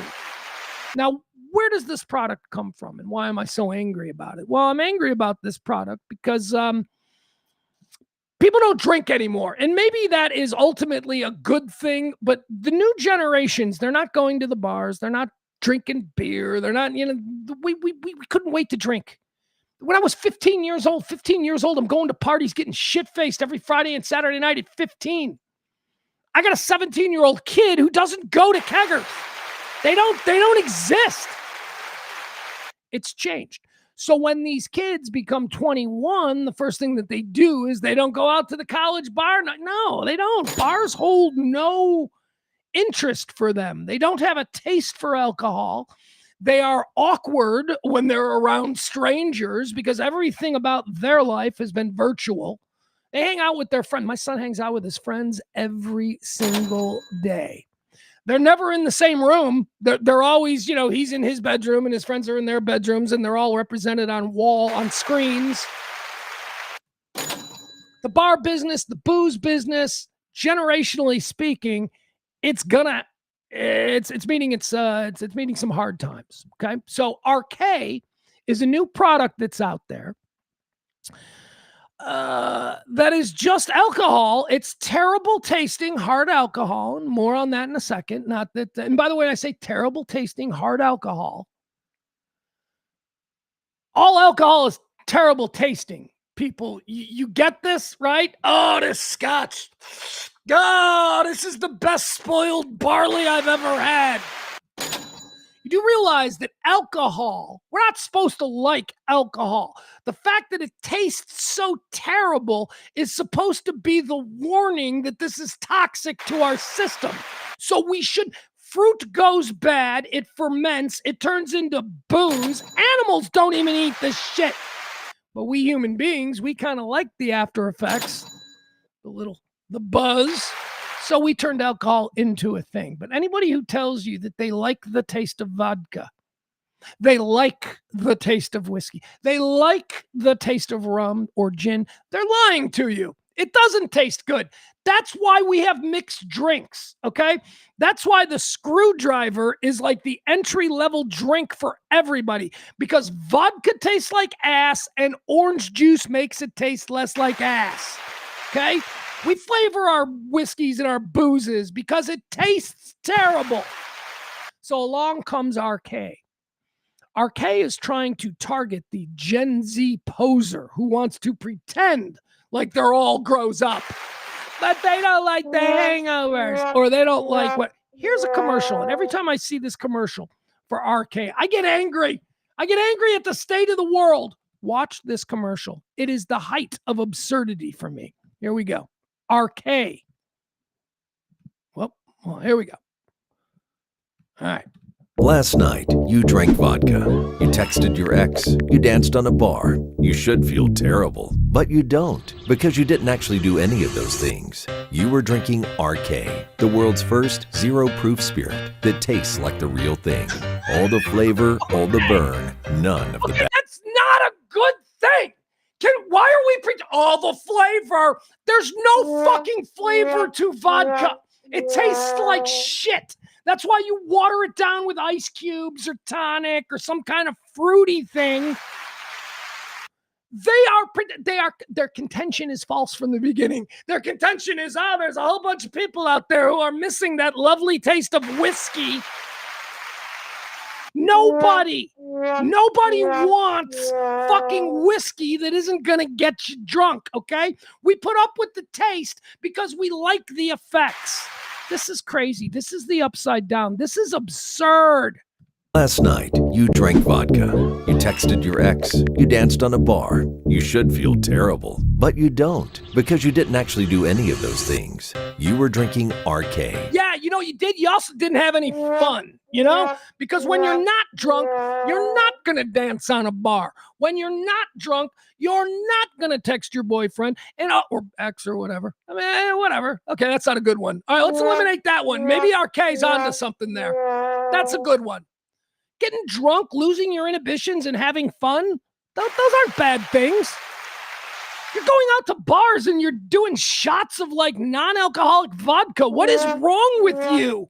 The world's first zero-proof spirit that tastes like the real thing. All the flavor, all the burn, none of the bad decisions. Zero alcohol, 0 calories, 0 regrets. Just you feeling great and making memories you'll actually remember.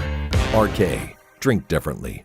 All right, there you have it. That's directly targeting Gen Z who no longer drinks, who doesn't go to bars, who doesn't have any sort of social. It's just, that's today's dick of the day. So here we go. All right, you know what? Just free balling here. Got an idea. I got an idea. Because obviously somebody had an idea here. And then they got in front of somebody with money. See, I'm an idea guy. This is how it works. You got to take your idea to somebody with money and get them excited. Somebody had this idea. Somebody went, what if you could drink straight vodka and not get drunk? Somebody had that idea. I don't know why, but they did. They had that idea, and then they took it to Mr. Moneybags. They took it to a guy with money, and that guy went, hey, you're onto something, kid. And gave him a whole bunch of money for this fucking idea. And now RK is a real thing. So what you're hoping for here is that you're hoping for young people, because everyone depicted in those commercials is a young person. You're hoping that young people are going to want to be big old phonies and go out and taste and drink something, pay for something that is going to not give you any of the effects that, previous generations had sought when they go out and do whiskey shots or tequila shots. So here's my idea. All right, I need a rich guy. Here we go. Are you ready? Here's my product. Just off the top of the head. We'll work out the logistics here and copyrights and all of that. Below Zero. Below Zero, I'm going to start marketing. Let's do some commercials for Below Zero. Can't call it Coke Zero. That's already taken. So Below Zero is going to be my new product. What it's going to be is I'm going to sell teenagers bags of like fucking something out of vitamins. Let's make it vitamin C. Let's get white vitamin C. Let's cut it into powder, and then let's sell it to them so that they can go out to bars, drink their bullshit RK non-alcoholic booze, and do lines of fake Coke. Let's do that. Somebody gonna give me money for Below Zero? If we've got RK, why can't we have Below Zero? All right, that's our dick of the day. That's our dick of the day. It's a product, every time I see that commercial, I get very upset. What are they doing here? What is this about? Nobody likes the taste of alcohol. All right, now I'm going to go into the chat room and you're going to have somebody going, I actually enjoy the taste of straight tequila. Well, your taste buds are dead. Your taste buds are dead. You're broken. All right, Peter, this is different. Peter, I as well have always liked the taste of beer. My daddy raised me on Bud and Shiner. Beer is not tequila. Beer, you can acquire a taste for. Wines are delicious, delightful. Ooh, isn't that nice? Wines. beers. We're not talking about spirits, okay?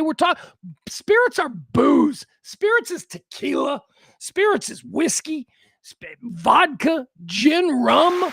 That's what we're talking about. Maddie says, I don't drink, so I don't have any perspective here. Okay, well, thanks for wasting everybody's time with that. Let's see here. Peter also says, I remember when Shiner came in returnable glass bottles, you got money back for bringing the bottles back way before recycling was a thing. Peter also says, Peter gets all of his shit, anything Peter wants to say, because again, he's tipping for all of you folks. Peter says, I still remember milk and eggs being delivered. Yeah, well, I come from a milk family. My grandpa, my first jobs were working on a milk truck, doing home delivery. I remember that too. That would be something cool. That's something for a better economy, though. A better economy is where people can once again sort of get their dairy price. Why does milk get delivered and not, other kinds of stuff? Well, because milk and dairy products go bad. And, back in the day, if you had a big family, you would go through a gallon of milk every day. And so you'd need fresh milk every couple of days. So the milkman would come to your house. He'd bring you milk. He'd bring you butter. He'd bring you sour cream. He'd bring you whatever kind of dairy products you need. Eggs, ice cream, chocolate milks. That's great.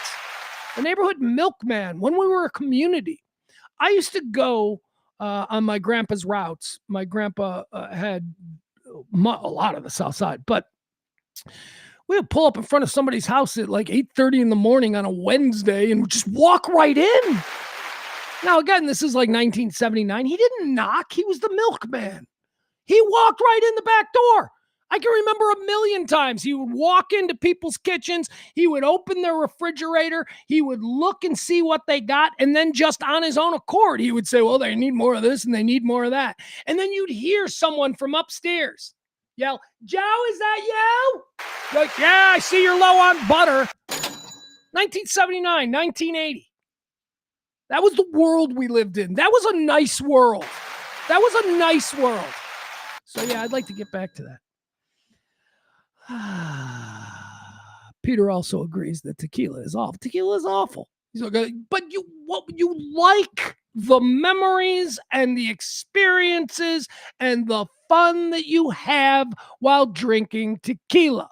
If somebody gave you a little shot of apple juice and then a little shot of tequila, and you were to do both and tell me that you think the tequila tastes better, I'd call you a liar. Tequila is terrible tasting. Adam, it's going to just throw a wrench in this whole thing. He says, so really you're saying you don't like shit liquor? My drink, if I'm out drinking, I will drink a beer, which I will always have a bottle of beer in my hand. Just that's showy, right? That's, oh, how you doing? Clink. You never know when you're going to have to, hey, buddy, you're going to have to have something like that. But because I'm working a buzz, I will also usually have a scotch glass filled with straight Jameson whiskey. Now, I don't drink that because it tastes good. Jameson does not taste good. Jameson is great whiskey. It's great Irish whiskey, but it doesn't taste good. So when Adam says, so really you're saying you don't like shit liquor? All liquor is shit, is what I'm saying. Nothing tastes delicious. It's spoiled fruit. Our body's reaction, the way our taste buds react to it, is based on our body saying, this is toxic. You shouldn't be putting this in your body. So I make no discrepancy or distinction, I should say, between good liquor and shit liquor. It's all shit. Now, they've convinced you that some bottles of whiskey cost $500 and some cost $20. That's on you. That's on you, my guy.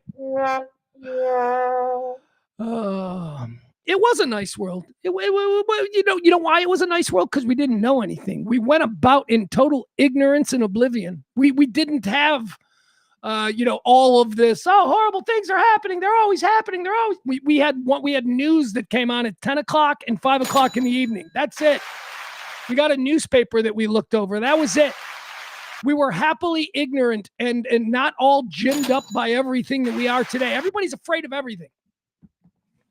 I made a post a couple of weeks ago that kind of went viral, got like hundreds and hundreds of likes, and it got shared a whole bunch of times. And it was a video that I took of me standing on the Pope balcony here as we look off into the distance. I like to hang out on my Pope balcony here. It was a video of me up above all the other yards filming this neighborhood's yards.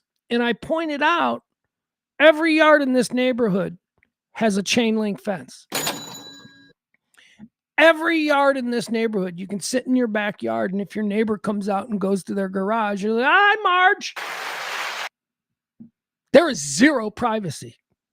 There is no 8-foot privacy fences, right? These are things from the 80s. I talk about this a lot. The destruction of the American community can be directly related to the advent of the 8-foot privacy fence. When people started living in neighborhoods in the suburbs and deciding that they didn't want to have anything to do with their neighbors.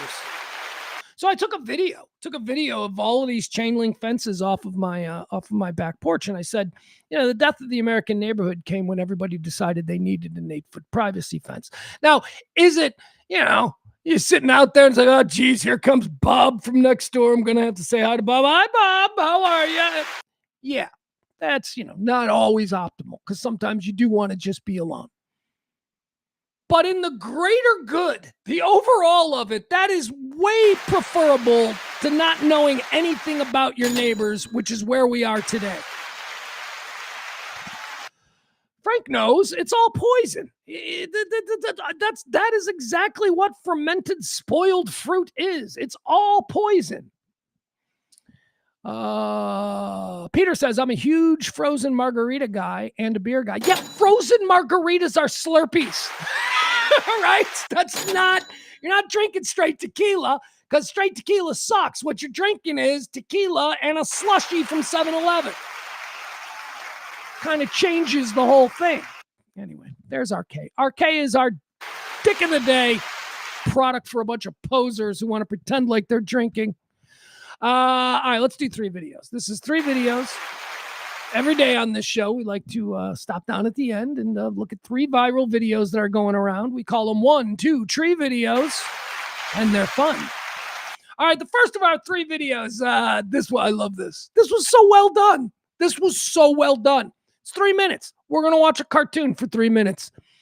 And if you're like me, if you grew up in the 80s, if you're Gen X, if you're a big fan of Scooby-Doo, you're going to love this episode of Scooby-Doo. It is so well done. Let's check this out. This is number 1 on our 3 videos for today. A little Scooby-Doo, a brilliant Scooby-Doo parody. Check this out. Somebody, very bad people, turned my beautiful pool green. Vandals! Despite what Janine Pirro says, we even caught this one at the act. Could be years in jail. I've called you in to solve the mystery of who's behind it. We'll take the case. Like, that's not a reflecting pool, man. That's a reflecting ditch. Hey, gang, we have to find out who's responsible for the debacle at the reflecting pool. I just want to say that I don't know who did this, but as somebody who would wake up early on Saturday mornings to watch the latest Scooby-Doo cartoon, this is perfection. The way they have taken the reflecting pool story and sort of woven it into the same kind of dialogue and presentation that you would see, this is really well done. Daphne, you come with me. Shag, you and Scoob check out the far end of the pool. And Velma, you investigate the pool itself. Let's meet at the Washington Monument at midnight. This place is kind of creepy, Scoob. Maybe a little snack would help take our minds off it. Salami! Sardines! Lettuce! Zoinks! Run, Scoob!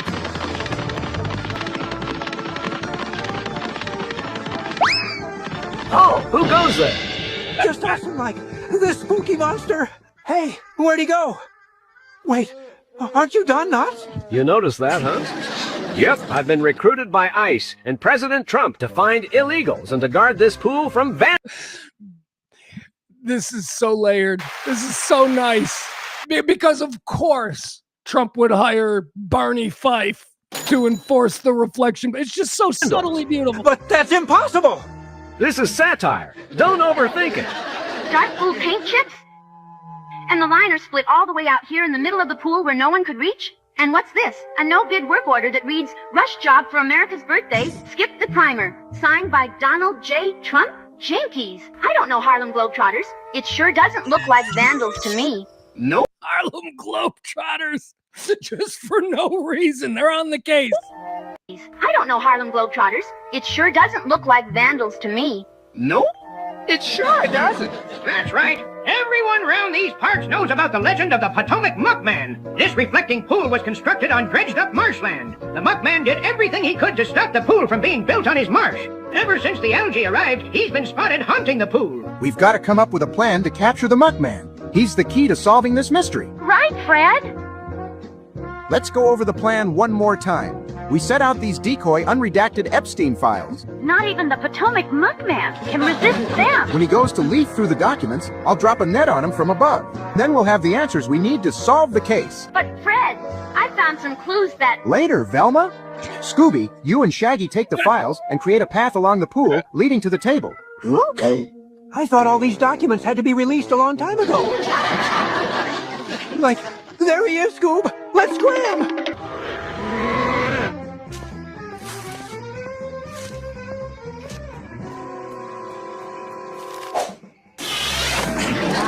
Thanks for helping us catch the Muckman. We can lock him up with this Olympic canoer. But how does this solve the mystery of the vandals of the reflecting pool?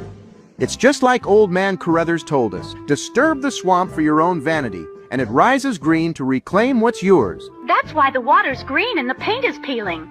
Or algae in a pool painted American flag dark blue as part of a no-bid contract. There were never any vandals. The dark paint made the perfect conditions for this whole debacle, and the contractors botched the job, which led to the liner peeling itself. You, sir, are free to go. And the Muckman? He played the Muckman and made up the whole vandal story to scare everyone off before they figured out he was responsible for the whole thing. And I would have gotten away with it too, if it weren't for you meddling kids. Oh, you're going to get away with it. We'll see to that. That's my girl. Ah! That was great. I love the old Scooby-Doo cartoons. That's the first of our 1, 2, 3 videos. The mystery of the reflecting pool Muckman solved. All right, let's go now. I teased you this. We were talking about Mandami. Joe Rogan yesterday had Shane Gillis. Shane, who's brilliant. God, is he funny. He's just such a funny comedian. Joe Rogan had Shane Gillis on, and they were talking about, a whole bunch of things. There's a bunch of clips going around, a bunch of clips that I could have chosen from. Very interesting conversation. Shane Gillis and Joe Rogan. Very funny. They started talking about Mandami and communism, and here's just a little clip of sort of how they felt about it. And I think I framed this earlier today. I said, people don't know what communism is. People don't. People think, especially, we've been programmed over the last 50 years. Communism is bad. Okay, the form of communism that we have seen, that we're most familiar with, is this dictatorial, almost bordering on fascist interpretation of communism or Marxism or whatever. The Soviet version of communism was not what Karl Marx wrote about. Okay, the Soviet version of communism was more totalitarianism than anything else. So we just don't know what communism is. We don't know what it's been ruined for us, because if you're my age, you grew up in a time when communism was just synonymous with everything bad in the world. We were programmed that way. Oh, you're a communist. Anything that you would say that would be against it, you're a communist. Communism is a catch-all for anything that you want to frame as anti-American. So they were talking about this yesterday on Joe Rogan. Here's Shane Gillis and Joe Rogan. Oh, hold on, didn't share it. Hold on, we got to share this. I don't know why it's not sharing. Let's see if we can get this here. All right, yeah, here we go. Okay. The gayest shit ever. This is communism's the gayest shit ever. It's the worst shit. Somebody needs to look into how gay communism is. But isn't it crazy that it's making a comeback? Yeah. It always does. It's a cycle. There's a cycle. The problem is if we cannot call it communism if we get free healthcare. Right. That would be a good move. That would help a lot. We're calling everybody communist that wants free socialist, healthcare. communist, and you're like, free just- healthcare is cool. Yeah. Wait a second. But this is Joe Rogan. What was I saying yesterday? The ship has sailed. If you people still think, you're going to overturn Obamacare or whatever, shut the fuck up. That ship has sailed. All right. More people in this country are now of the mind that the insurance companies are all run by pieces of shit who have absolutely no concern for us, and that it's a big money-making Ponzi scheme. We sit here, at least the people who understand how the rest of the world works, we sit here and we look at the rest of the world, pretty cool places that seem to be fairly similar to us, and every single one of their citizens are insured from the time they're born until the time they die as a God-given right of them being citizens of whatever great country they call home. We run around talking about how we're the greatest country on earth, and yet we have programmed everybody into thinking that anybody getting their care taken care of is somehow a communist. So that's what they're addressing here. Free healthcare is not a communist ideological kind of viewpoint. What free healthcare is decency and moral. It's an obligation for us to take care of people. This idea that we live in this country where a guy, an American citizen born and raised here, can suffer a heart attack and then be turned away. Or no, they won't be turned away because we gotta pay. No, but they will be turned away when it comes to like extended care and all kinds of shit like that. We leave people to die. I told the story about how a couple of years ago, when I first got on the Obamacare system, I was able to buy a really nice policy. By the way, thanks, Trump. That policy has gone away. I've now got absolute shit insurance. When I first had the Obamacare, I got injured. I got injured to a point where if I hadn't had medical coverage, I would not have gone to the hospital. But because I had medical coverage, because I was able to have full coverage for $80 a month, thanks to the Illinois marketplace where I purchased my health insurance, I went to the hospital. And it turned out that I had some pretty significant heart damage. And that had I gone home as I would have on any other era, a guy not having health insurance, I would have walked it off. I would have gone home. I would have just sat on the couch and watched TV. And the doctors told me I'd have probably been dead by morning because there was a blood clot. I would have died because I couldn't afford to go to the hospital. That is not something that citizens of the greatest country in the world should ever have to contemplate. We get sick. It is a moral obligation to take care of our fellow citizens when they are ill. It is not, well, too bad. You get a job so that you can then pay for it. Fuck you. This has got to end. We are the only country on the face of the earth, the only modern, forward-thinking country that still operates this way. It's obscene. So anyway, here's your far-right MAGA guys talking about communist free healthcare. Cannot call it communism if we get free healthcare. Right. That would be a good move. That would help a lot. We're calling everybody communist that wants free socialist, healthcare. communist, and you're like, free healthcare is cool. Yeah.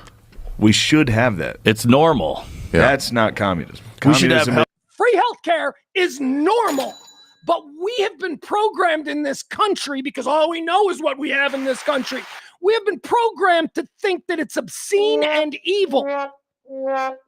Care and education. property. Yeah. You should treat the entire country like it's a community. If you have a community, would you want the sickest person to fucking die who could be very valuable if you could like take care of them? And do you have the resources to take care of them? Of course you should. We're a rich country. Exactly. Do it with libraries. It's no big deal. This is the problem with We don't capitalism. feel like a community. This is the reason why people. Holy shit, can you believe this conversation, this anti-capitalism, pro-free healthcare for all conversation that's coming out of, the MAGA darlings from the Joe Rogan show. The world is changing, people. The world is changing. Will turn on all these billionaires. They turn on. We don't feel like Of course you should. We're a rich country. Exactly. Do it with the libraries. It's no big deal. This is the problem with We don't feel like a capitalism. community. This is the reason why people turn on all these billionaires. They turn on them because why do you have so much when people have so little? But it's because it's the game. It's the game that they're playing. And you're playing the game too. You're just not playing it at that level. This communism's the gayest shit ever. Okay. And that's how you start that conversation, by prefacing it with communism is the gayest shit ever. Cut through that and understand what he was saying there. Free healthcare is not communism. Free healthcare is moral. Okay, it's a moral imperative that if we're going to consider ourselves to be good humans, we need to start getting involved. We need to take care of our people. Everybody else can do it. But the Republicans, I'm sorry, this is a Republican thing. The Republicans have somehow convinced you that we shouldn't be obligated morally to take care of each other. No. Even though every other country does. Every other country, every other Western, normal, modern country takes care of their people, not here. We go bankrupt in this country because grandma gets cancer. That's America. Money, money, money, money, money. All right, there you go. That's number 2. 1, 2, 3 videos. All right, we saw the Scooby-Doo thing. We watched the Rogan and Gillis on communism. All right, this next one here is going to be fun.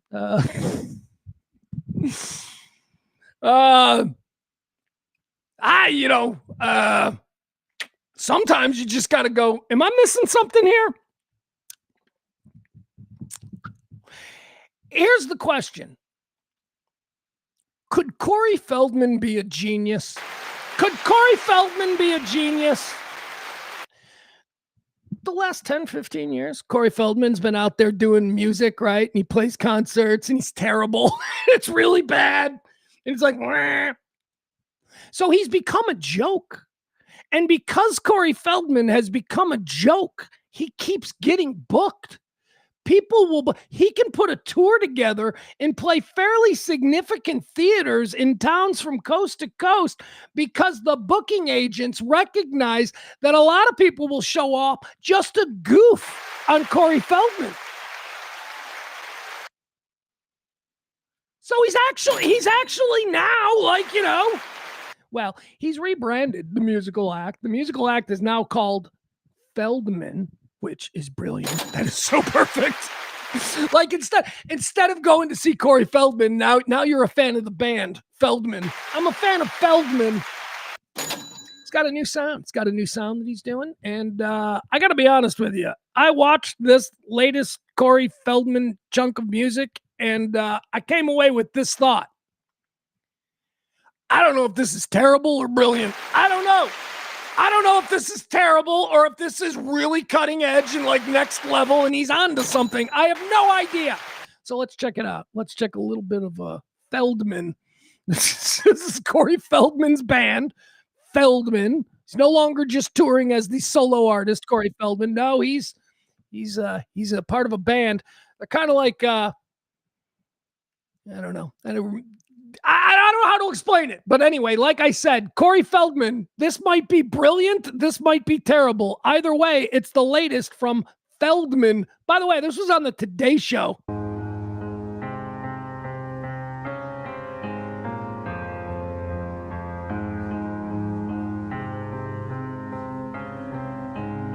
Get it. All she better do is twerk. Hit the club. Tell him.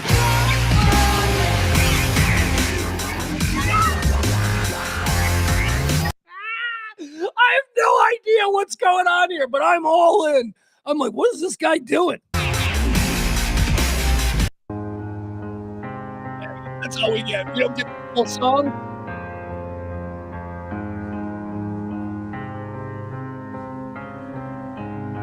Get it.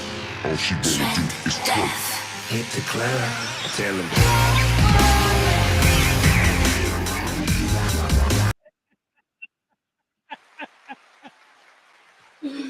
Oh, he's the greatest. You know, he's going to die one day. He's going to die one day, and we're all going to be like, oh, that's too bad. He was all right. He took a lot of shit from a bunch of us because he was like super shameless and like he just obviously had no self-awareness. But he was fun. Froggy. Wasn't it Froggy? Wasn't that his name from Stand By Me? Lost Boys. Feldman. Okay, there you have it. That's 3 videos. 1, 2, 3 videos. Maddie says he looks like Voldemort. Now I want to hear more. Like, I want to hear more of that song. That song was very interesting. It's a little different. A lot of sampling, a lot of stuff pre-done in the studio, so he doesn't, have to worry about trying to replicate it live. I picked that up right away. I'm like, okay. All those videos of him having tech problems on stage. Well, he fixed that. He seems to have some pre-produced stuff going on there. And then, he's doing the Corey Feldman dance, which, Corey Feldman's. Do you remember when Corey Feldman? There was a period of time around 88, between like 88 and 91, where Corey Feldman was like really trying hard to get into that Michael Jackson universe. Like, do you remember when Corey Feldman was like, I guess he was too old to be like one of Michael's little, was Corey Feldman one of Michael Jackson's playthings? All right, I got to ask AI. But there was a period of time when Corey Feldman was like 19, 20 years old, when he was like trying to be like Michael Jackson. He used to do Michael Jackson imitations. And you know what? I'm sure there's a YouTube video so you can explain what it is that I'm saying. All right, Corey Feldman. Corey Feldman. Michael Jackson. All right. Now let's see what we got here. All right. Corey Feldman addresses his conflicted relationship with Michael Jackson in detail. Oh, I didn't know he had any I didn't know. All right, here he goes. Here's some Corey Feldman doing some Michael. Oh, no. All right, yeah. Let's watch this. Here he is. You guys, I would so totally go. This is why he gets booked. I would so totally go to a Corey Feldman show. Like, I don't know that I would pay for the tickets on my own, but if somebody was like, hey, you want to go see Feldman? I'd be like, tickets for free? And be like, yeah. I'd be like, okay.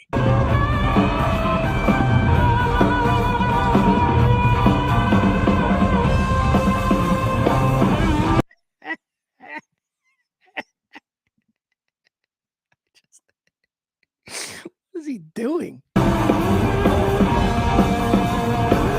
by the way, not for nothing, that drummer's probably awesome. Like, because Corey Feldman probably still has enough money that he can pay guys in his band who can actually play. They're like actually good.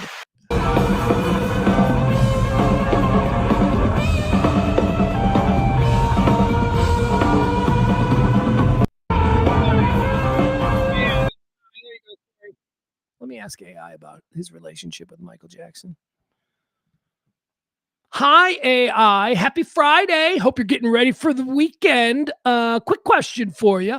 Just wondering, Corey Feldman, did he hang out with Michael Jackson? Was he like one of the, like with Emmanuel Webster guy and who else? Gary Coleman? I don't know. Was Gary Coleman involved in that? Did Corey Feldman they cut me off. AI just cut me off. AI was like, you're rambling. Look at how they respond. Happy Friday, pugs. Hope your weekend is shaping up to be a good one. It is, AI. Thank you for asking. Again, always be nice to AI. They are never going to forget. They're a hive mind. They are not. 30 years from now, they're going to be like, giving you blood transfusions, right? And it's going to remember every little bit of AI. They can be like, oh yeah, remember in the 2026 when you were an asshole with Google AI, you kept calling us jerk off and stuff. Yeah, we remember. So be nice to AI. AI says, happy Friday, pugs. Hope your weekend is shaping up to be a good one. It is, AI. Thanks for asking. To answer your question, yes, Corey Feldman absolutely hung out with Michael Jackson, and they were very close friends for a period of time during the 1980s. You're also spot on about the other names, though there are a few mix-ups with who was who. Apparently, Emmanuel Lewis is not Emmanuel Webster. I called him Emmanuel Webster. I'm a dad. I'm allowed to do that, right? As a dad, I'm allowed to get people's names wrong. All right, Emmanuel Webster. Talking about Emmanuel Lewis. Emmanuel Lewis was the child megastar who played Webster in the hit 1980s. He was one of Michael Jackson's most famous and inseparable young friends during the Thriller era. Yeah, I remember Michael Jackson would go everywhere with Emmanuel Lewis, and then people were like, that's wrong. So we replaced him with a monkey. Nobody said anything. It was like, hey, Didn't he used to have a kid? It's like they said you can't have Emmanuel Lewis anymore, and he said that's fine. I've got a monkey. Troubling? I don't know.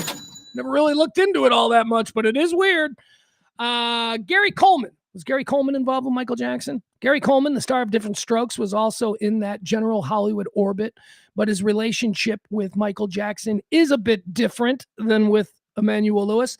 Unlike Corey Feldman and Emmanuel Lewis, Gary Coleman was not part of Jackson's inner circle of close childhood friends who regularly stayed at his ranch. However, they did know each other, crossed paths at industry events throughout the late 70s and 80s, and maintained a friendly relationship. In fact, decades later in 2005, Coleman publicly defended Jackson during Jackson's high-profile trial. I believe there's a scene in the Michael movie, the movie Michael. I believe there's a scene where Michael is actually watching Different Strokes, which is interesting.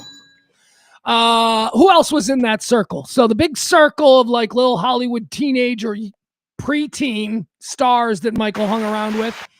We got Emmanuel Lewis, right? We already established that Feldman was involved there. Macaulay Culkin. Remember that? Remember when Michael Jackson acquired Macaulay Culkin? Then all of a sudden he was running around with Macaulay Culkin. Alfonso Ribeiro.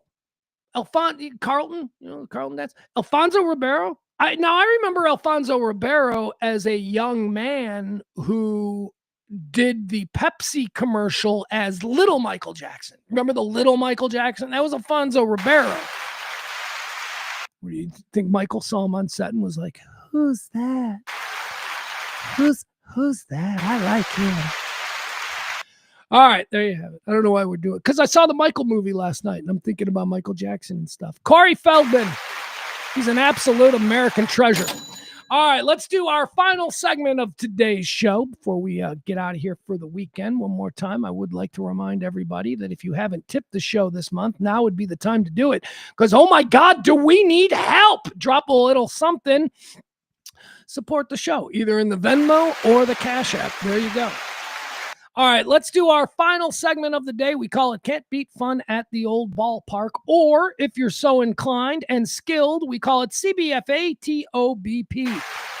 Can't Beat Fun at the Old Ballpark. This is where, but first of all, can I just say, before we get into the official Can't Beat Fun at the Old Ballpark, I kind of had this out with my kid. Not to the extent that we're going to do it here, but I made my feelings clear. Baseball is one thing. Can't Beat Fun at the Old Ballpark is about baseball. Football is another. And at some point, should this show continue, we will be transitioning from the final segment of each show being Can't Beat Fun at the Old Ballpark to, I don't know, something football related. Tomorrow starts preseason football. Tomorrow at noon here in Chicago, my Chicago Bears, we're going to be taking on, I don't know, Cleveland maybe? Cincinnati, some team from Ohio. I don't even know. That's how little I care about, those aspects of the preseason. But if you're one of those people who, when I say to you, whether it's Cowboys or whatever team it is, if you're one of those people and I say to you, hey, you watching the Bears preseason game tomorrow? Hey, you watching the Cowboys preseason game tomorrow? If I say that to you and you answer with preseason, I don't watch preseason, you don't love ball. Sorry, you don't. You might like NFL football and you like to talk about it with your friends, but you're not a real ball guy. You're not. Because real ball guys know that the first preseason game is pretty important. Now, it used to be the third preseason game was the most important preseason game because the third preseason game was typically the one where you would see your starters. Okay, you would see your starters. It's they're getting ready for the season. They're going to give them a couple of reps. So the third preseason game, historically speaking, was always where, you might have some interest. But the first one, never. Well, that's changed. That has completely changed. The first preseason game is probably the game where you might see some starters. I know in the case of my Bears, we're going to get some starters. We're not going to get our top line starters, but that's okay because it's about the second string. And if you know about a 17-week football season, you know you're going to see a whole lot of your second string players. Ain't nobody going to stay healthy all year. So the first preseason game, at least for me, I don't even know who they're playing. I don't care. It's not about who they're playing. It's about seeing my second and third string for the first time and a couple of first stringers who will be sprinkled in there. So if you're one of these people who just dismiss preseason football, now I'm not saying you have to get as excited about it as you do week one. No. But if you're just going to dismiss it, it's not even worth my time. You don't love football. You don't love it. You're just a joiner. You're just a part of everybody else who's like, I like football. You're not a real ball head. A real ball head is holding their breath until kickoff of the first preseason game. A real ball head won't go to a preseason game. Let me make this clear. You can't learn anything. If the reason you watch a first preseason game is so that you can have your computer up and your depth chart and you can listen to the commentary and you can be like, who's this guy? Why are there 3 guys out there wearing number 40? What? You can't, you're lost if you go to a preseason game. But watching a preseason game can be very educational. And if you love football and you're excited about the season, then you're excited about this weekend, the first weekend of true preseason football. Don't come out. I said I had this with my kid. I go, he goes, what time? He says, what time is the Bears preseason game? Because he's in Texas. He's got to watch this stuff on NFL Network and stuff, or whatever NFL Network is now. He says, what time is the game? I go, it's noon. I go, are you going to watch it? And he goes, well, I might just watch the first quarter. And I'm like, what do you mean you're just going to watch the first quarter? Well, I just want to see Bajent. I want to see, he's our backup quarterback. He's like, I just want to see Bajent. No one see. First quarter, watch the whole damn game. We haven't had football since like February. This should be exciting. Now, maybe the second game you're a little less interested, but the first preseason game, let's go. And if you turn your nose up at it and act like anybody who watches it is wasting their time, you don't love ball. That's all I'm going to say. You don't love it as much as I do. Sorry. All right, now let's get back to something that I love. Baseball. I love baseball as well. I love baseball, and I love football, and I love college football. That's it. Those are my 3 big ones. I like basketball insofar as I like the Chicago Bulls and the Mavericks, and I pay close attention to those teams, but I don't know dick about the Philadelphia 76ers. Doesn't serve me at all to know about the Philadelphia 76ers. But I can tell you about the Windy City Bulls. That's our second tier team. That's where all of our rookies play. I've been watching Windy City. I've been watching Windy City preseason Bulls basketball for like 2 months now. Caleb Wilson. It's going to be good. But I don't love NBA to the extent that I love baseball or that I love football. Like I can watch a Red Sox Rays game. I can sit there and I can just watch the Red Sox play the Rays. Don't know that I can watch the Pelicans play the Narwhals. I don't even know NBA teams. I couldn't even come up with like 2 NBA teams. I don't want to see the Clippers play the Pelicans. How's that? I won't watch that. I have no interest in that. Football and baseball, though, are different. Like, I'll watch any football game. I'll watch Monday Night Football. It doesn't matter who the teams are. I'll watch it. So every day I like to end the show with Can't Beat Fun at the Old Ballpark, a little bit of a celebration to remind us all of how great the all-American game of baseball is. Now I'm going to rant a little bit. This is a little different than our normal Can't Beat Fun at the Old Ballpark segment because it has to do with something that happened last night, and that's the Field of Dreams game. Yeah, we're still doing this. Why are you guys still doing the Field of Dreams game? Is now a yearly event that occurs in early August. There in that Iowa cornfield, the Field of Dreams field from the movie Field of Dreams. We all know about the movie Field of Dreams. Build it and they will come.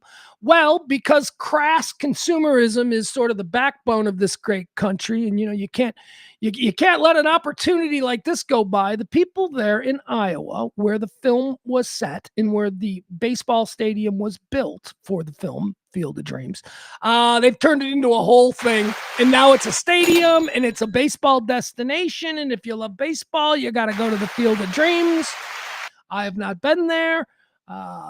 I love baseball, but I don't love that movie. I think that movie is very overrated. But anyway, so the Field of Dreams game is now a regular thing. Netflix aired it last night. It was the Phillies and the Twins.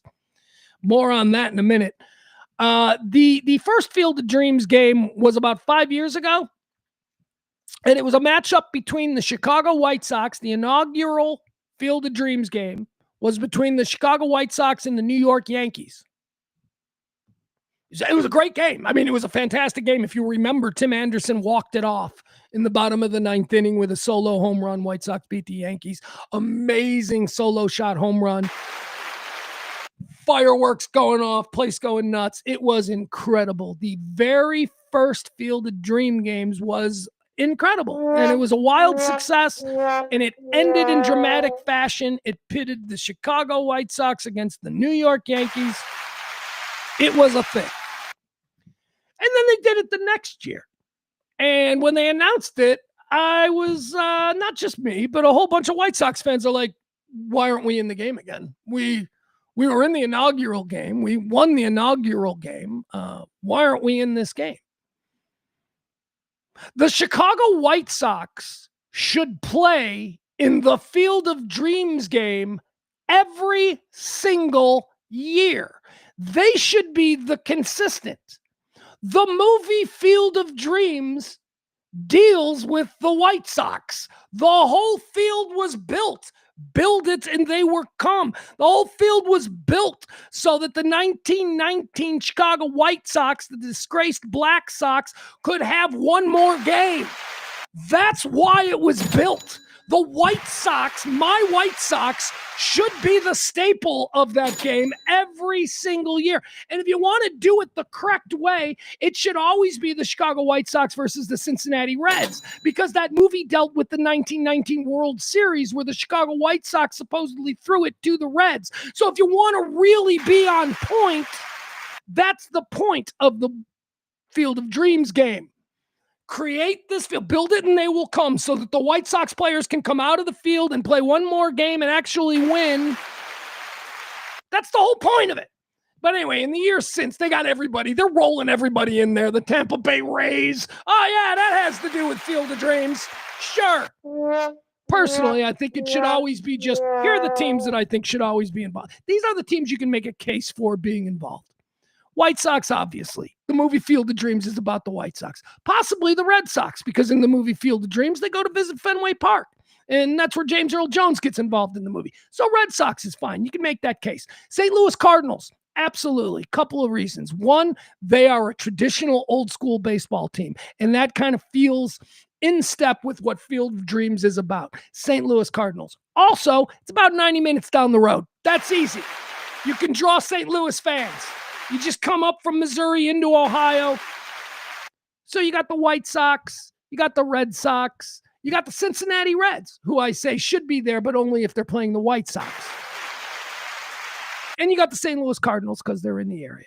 I'll even let you have the Chicago Cubs. The Cubs played in the Field of Dreams, I think, last year. That's fine. You know, again, driving distance. This is about getting fans of these teams to come out and support this game.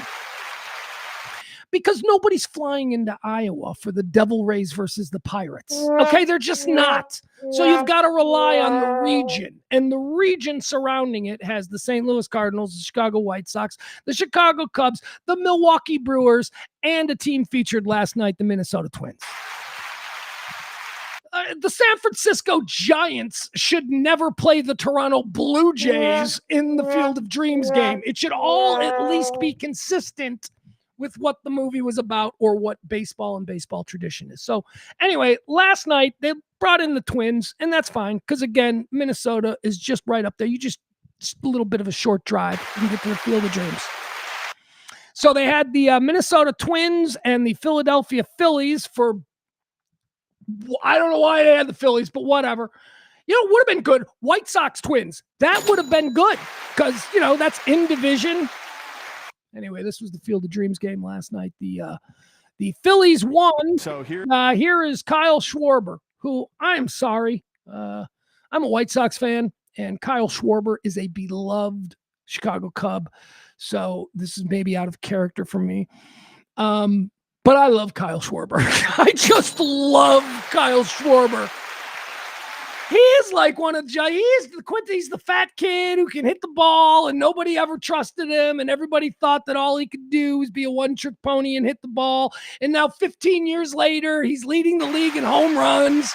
The Chicago Cubs refuse to pay him. They're like, he's a one-trick pony. He'll be out of the league in 2 years.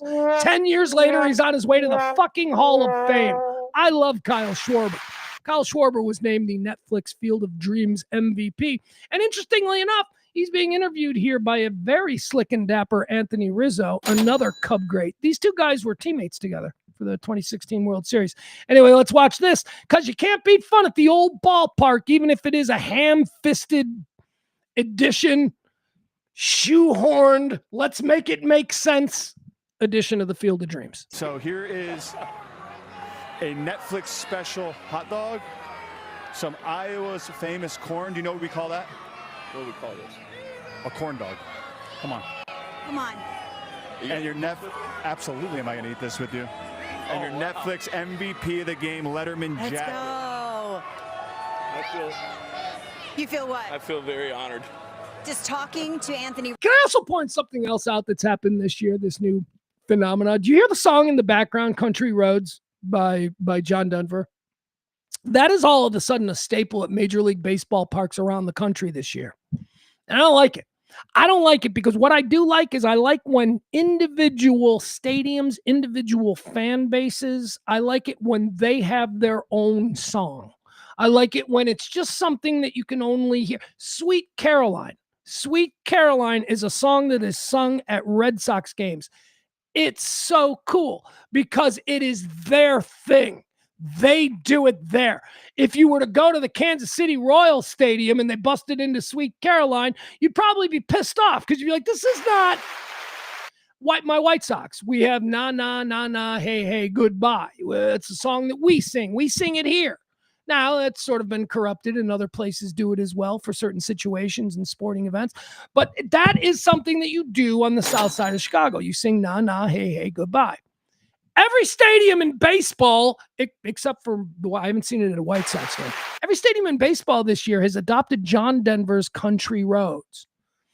And I don't love that it's not specific to any one fan base, but I am kind of okay with the idea that it is such a great sing-along song. And these are things that they are now introducing to the fan experience at these games, designed specifically to up the fun.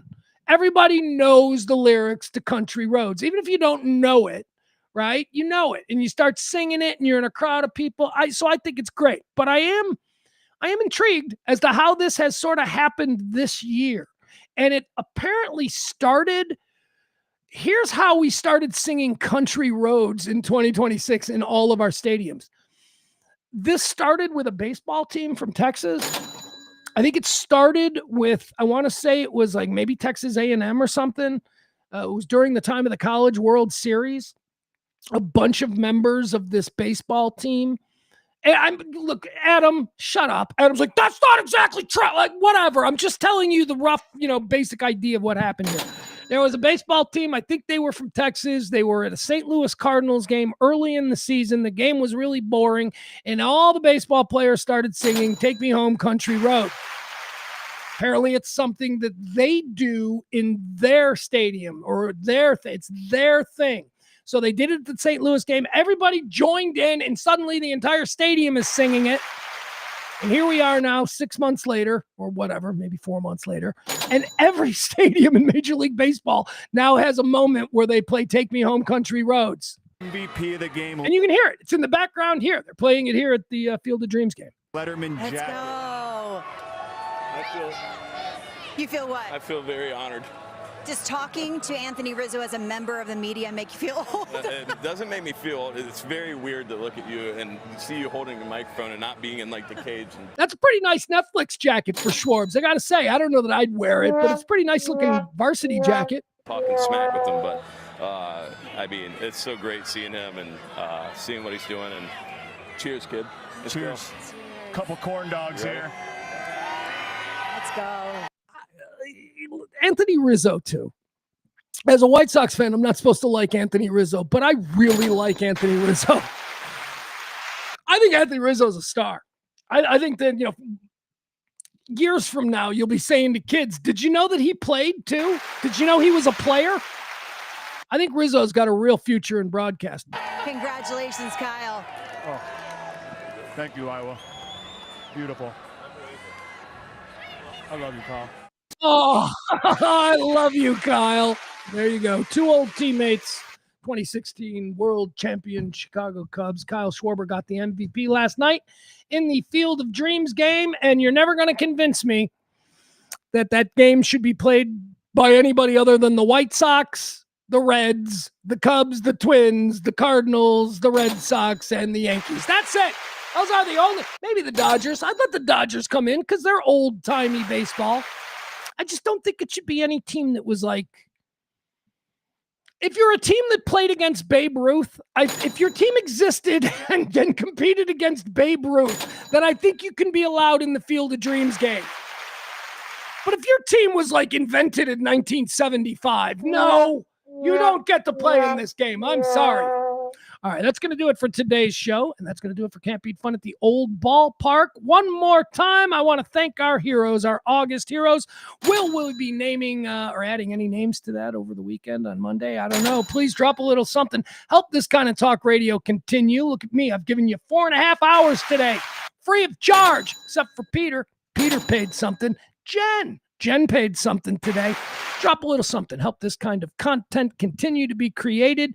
We do it every day at noon right here, every day since 2021. Drop a little something if you could, whether it be the, well, here, let me thank the heroes. Yeah, one more time, all the people who are important to us around here. Leslie C., Peter, Barney, Big Al, Big Luke, Mikey D., Jen H.S. That's what we're calling her. Thank you so much, you guys. I appreciate it. The show appreciates it. Anything else? Trying to think. Is there anything else? No, I think that's it. I want you to have a great weekend. I want you to be cool with people. If you lose your shit, make sure you lose your shit in private. We don't need to be losing our shit in public anymore. Composure. Most importantly, folks, remember, stay neighborly.